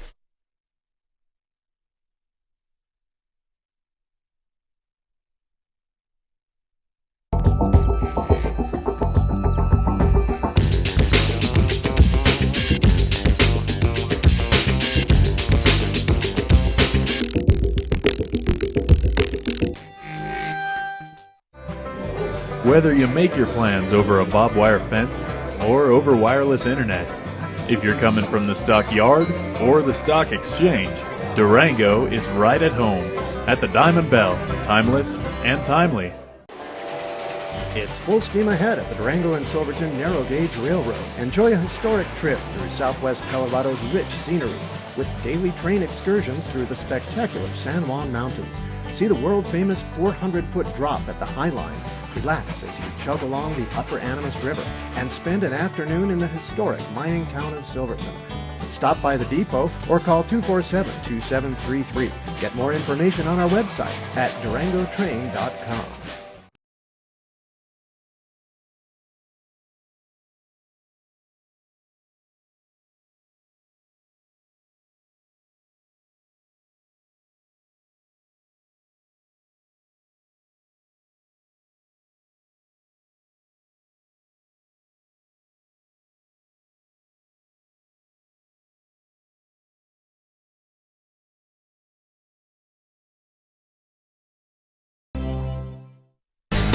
You're watching Inside Durango TV, the greatest television show in the history of time.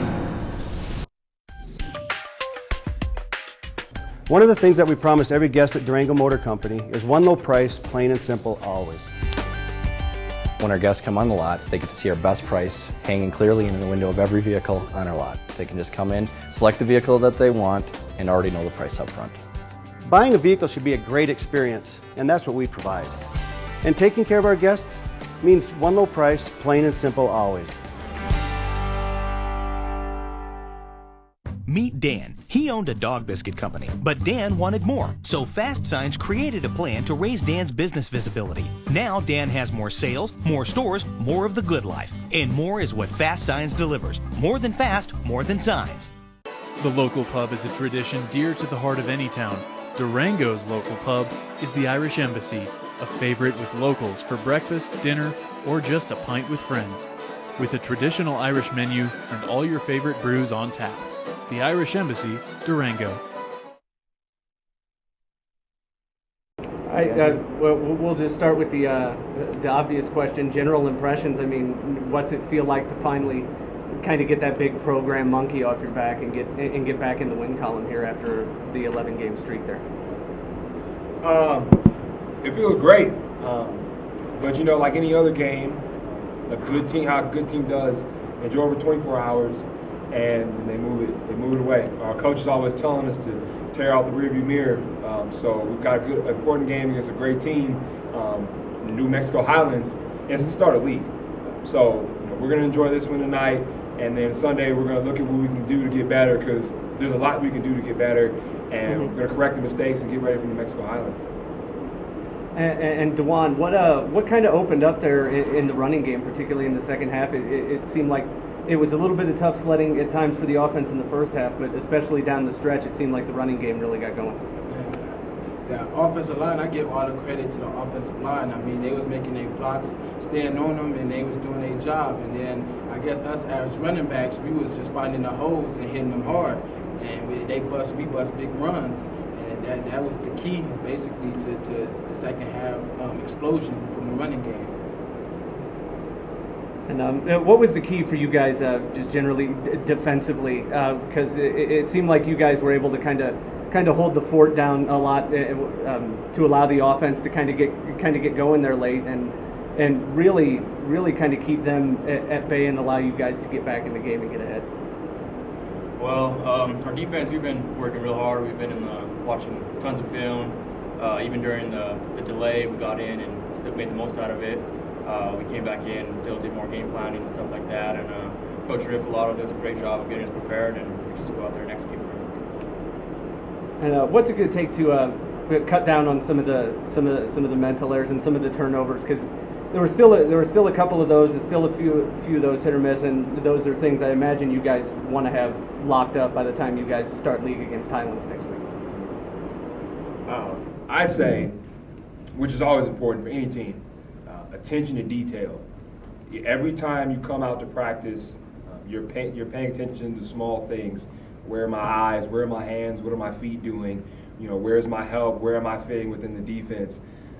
That's the biggest thing for us. And it doesn't start on Saturday. You can't hit it like a light switch. You got to start Sunday, really. Like we said, we're going to come in, we're going to get prepared for New Mexico Highlands. And from there, you start the mental part of it. And then Tuesday, we have our big practice, and you have to be focused, locked in, attention to details the entire time. And I think that's the biggest way that we cut down on a lot of our mental errors. So I guess what I want to ask is, what did the defense think when offense drives the ball down the field, get down to the 2-yard line, quarterback throws a pick, ends up on your own 2-yard line? It was like, uh-oh, another week of turnovers like last week in Southern Utah? No. Typically, defense worries about defense. Regardless of what happens, we know offense is going out there and doing everything they can. So regardless of what happens, defense goes out there and we do our best to help offense out. So. And how's the offense feel? It's like, uh-oh, here we go again. I mean, 7 turnovers last week. This week, start off with a turnover as you're driving for a touchdown. We definitely just have to put it past us, and we can't think about the turnovers that we make early in the game. We just got to keep grinding it out and keep playing hard, and that's what we did, and we grinded it out to win.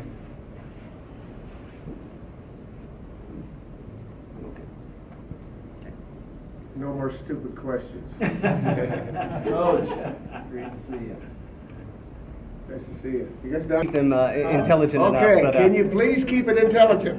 We'll do what we can. So just generally, what is this feeling like for you guys to finally kind of get that monkey off your back, so to speak, and you know, erase that losing streak and get back in the win column? Yeah, we talked to our players about all week about starting a tradition here, that you've got to believe in this is our house, and nobody's going to walk into our house and win. You know, they're coming to steal something from you. Mm-hmm. So it has to be a personal vendetta, you know, and an attitude, and like, you know, we can't give up. You know, and we've got to go out and battle with courage the entire time and start a tradition of being winners. And this is not the easiest place to come and play. Mm-hmm. So let's take advantage of that, and let's build on that. So we talked to them all week about that. And they responded. I was pleased with our defense for the most part. They played the entire game, played hard. They did that last week. You know, we still lost our eyes in a couple of instances and gave up a couple plays, but you know, that's going to happen. A little bit of our tackling, we seemed to tackle better, but we missed one late. Of course, let the guy go with 2 guys there. But anyway, I guess that happens. They have athletes on the field too. So, but I was pleased with our defense for the most part. And then offensively, the positive thing about the offense, regardless, I told them, regardless of how you throw the ball. You know, I've been at places where we're throwing the ball for 70 points. There comes a point in the ball game you have to run the ball to win. And that's what I told them we were going to have to do this year. We're going to have to grind out wins in the 4th quarter. And they understand that, you know, that we're, you know, there's going to be some teams out there better athlete than we are. So we're going to have to grind some things out. And they did do that. So I was pleased with the way they hung on to the football and grinded it when they needed to. But we personally should have done that earlier. Yeah. And what kind of seemed to open up in the run game, particularly in the second half? Because I know the drive where you guys ended up scoring the go-ahead touchdown, you had runs on every play but one, and it really started to get churning there. Well, we changed it up a little bit on them too, and then they didn't have an answer for one of our adjustments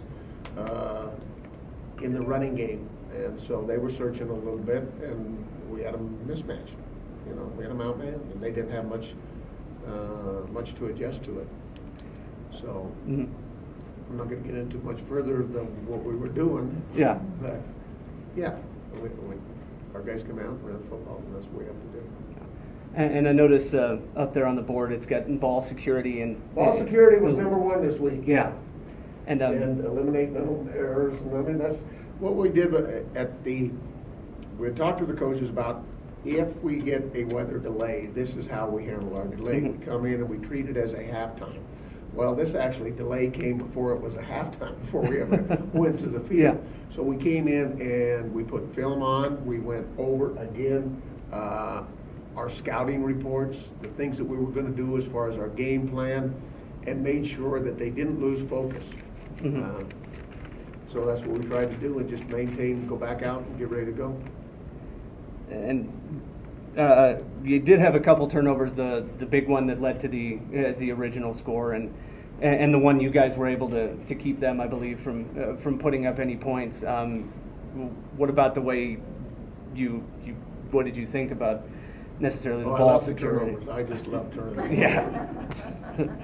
Did you think they did? I mean, do you think they did a better job of that after that second one? Not good enough. I mean, you can't afford to go down to the inside the 10 and turn the ball over. Exactly. I mean, that's ridiculous. I mean, throw it away. You know, hit the scoreboard. You know, anything but what you did. But it's not only him, but he has to learn. We have to learn as a football team. You know, and we're going to learn.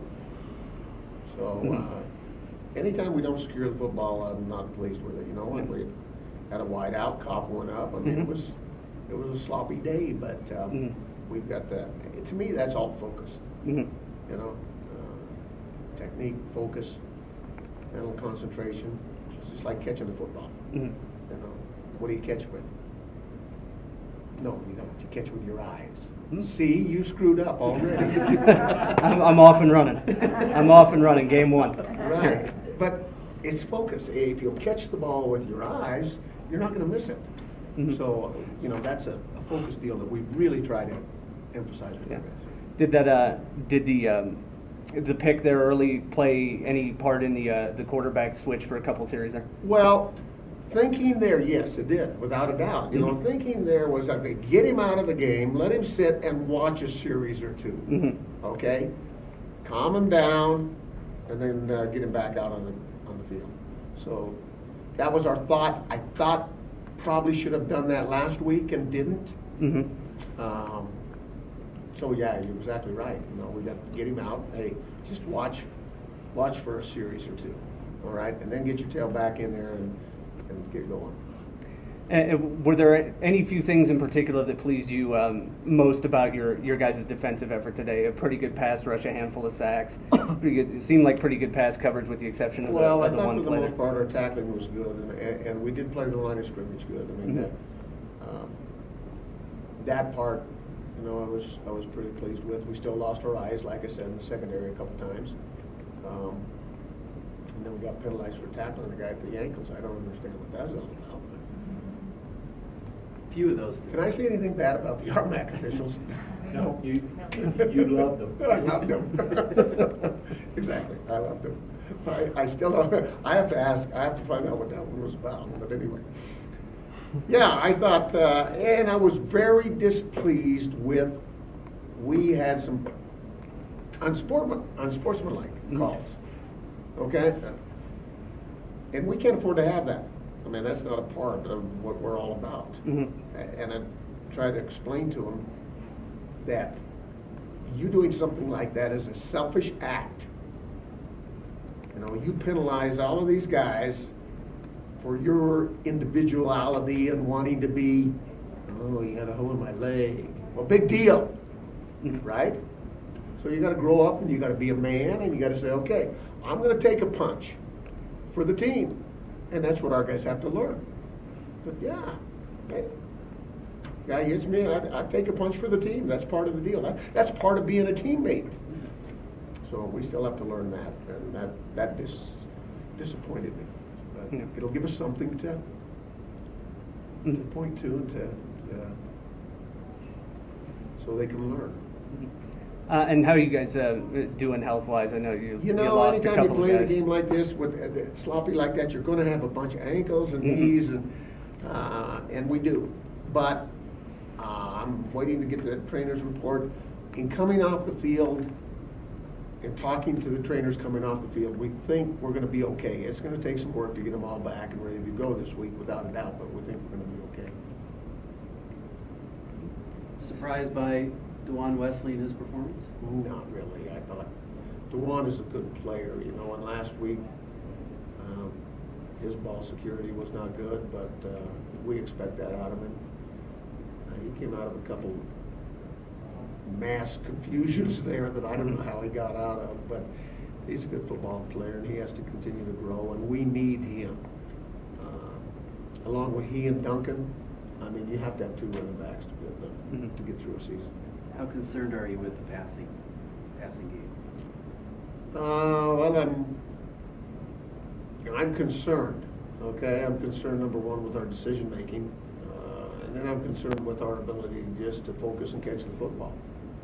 We have some decent wideouts, some real good wideouts, but I think our focus is still lacking.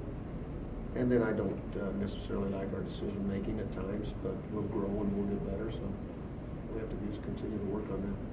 And then what was the discussion? And how concerned am I with the running game? I'm still concerned about the running game. We had a huge day. And then what was the thought process? Originally went out for the point after try, and then timeout.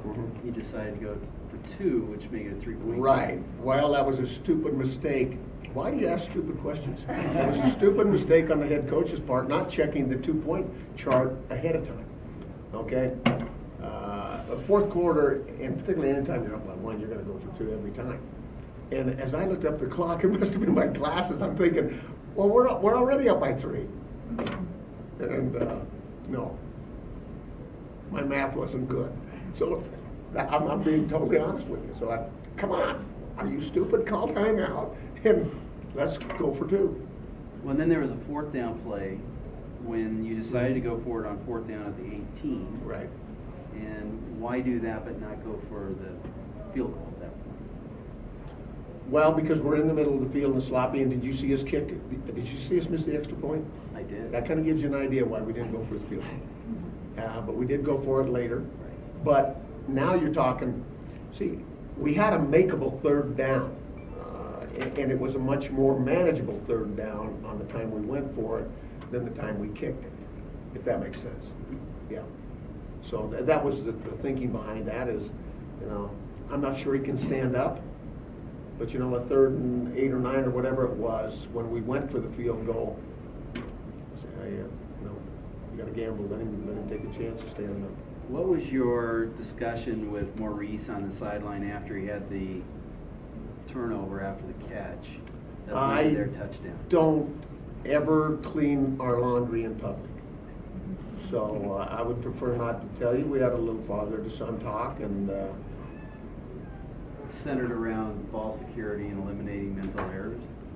That being part of it, yes. That was just a part of it. And, so anyway, it was a little heart to heart. So how'd you who said you could ask questions? How'd you feel about the fans? I thought the fans were great, really. In fact, I told the football team, of course, I could hardly get a word in. I said, you go over there. Fans have to learn to stick around, so we can come by and say thank you. I mean, they're funneling out of there quicker than our football team. Let us do our thing, and then let us come by and, do some high-fiving and say thank you for. We appreciate you people. You need to be educated, our fans. I agree. I agree. That's good. Yeah, I did. I thought they were great, but I was a little disappointed they left early after the game. And like I said, we want that to be part of our tradition. That should be part of our tradition, is to go over and recognize the people that support you. See, you guys weren't totally stupid questions. We're working on it. We're working on it. Wait till tomorrow. You think? Oh, God!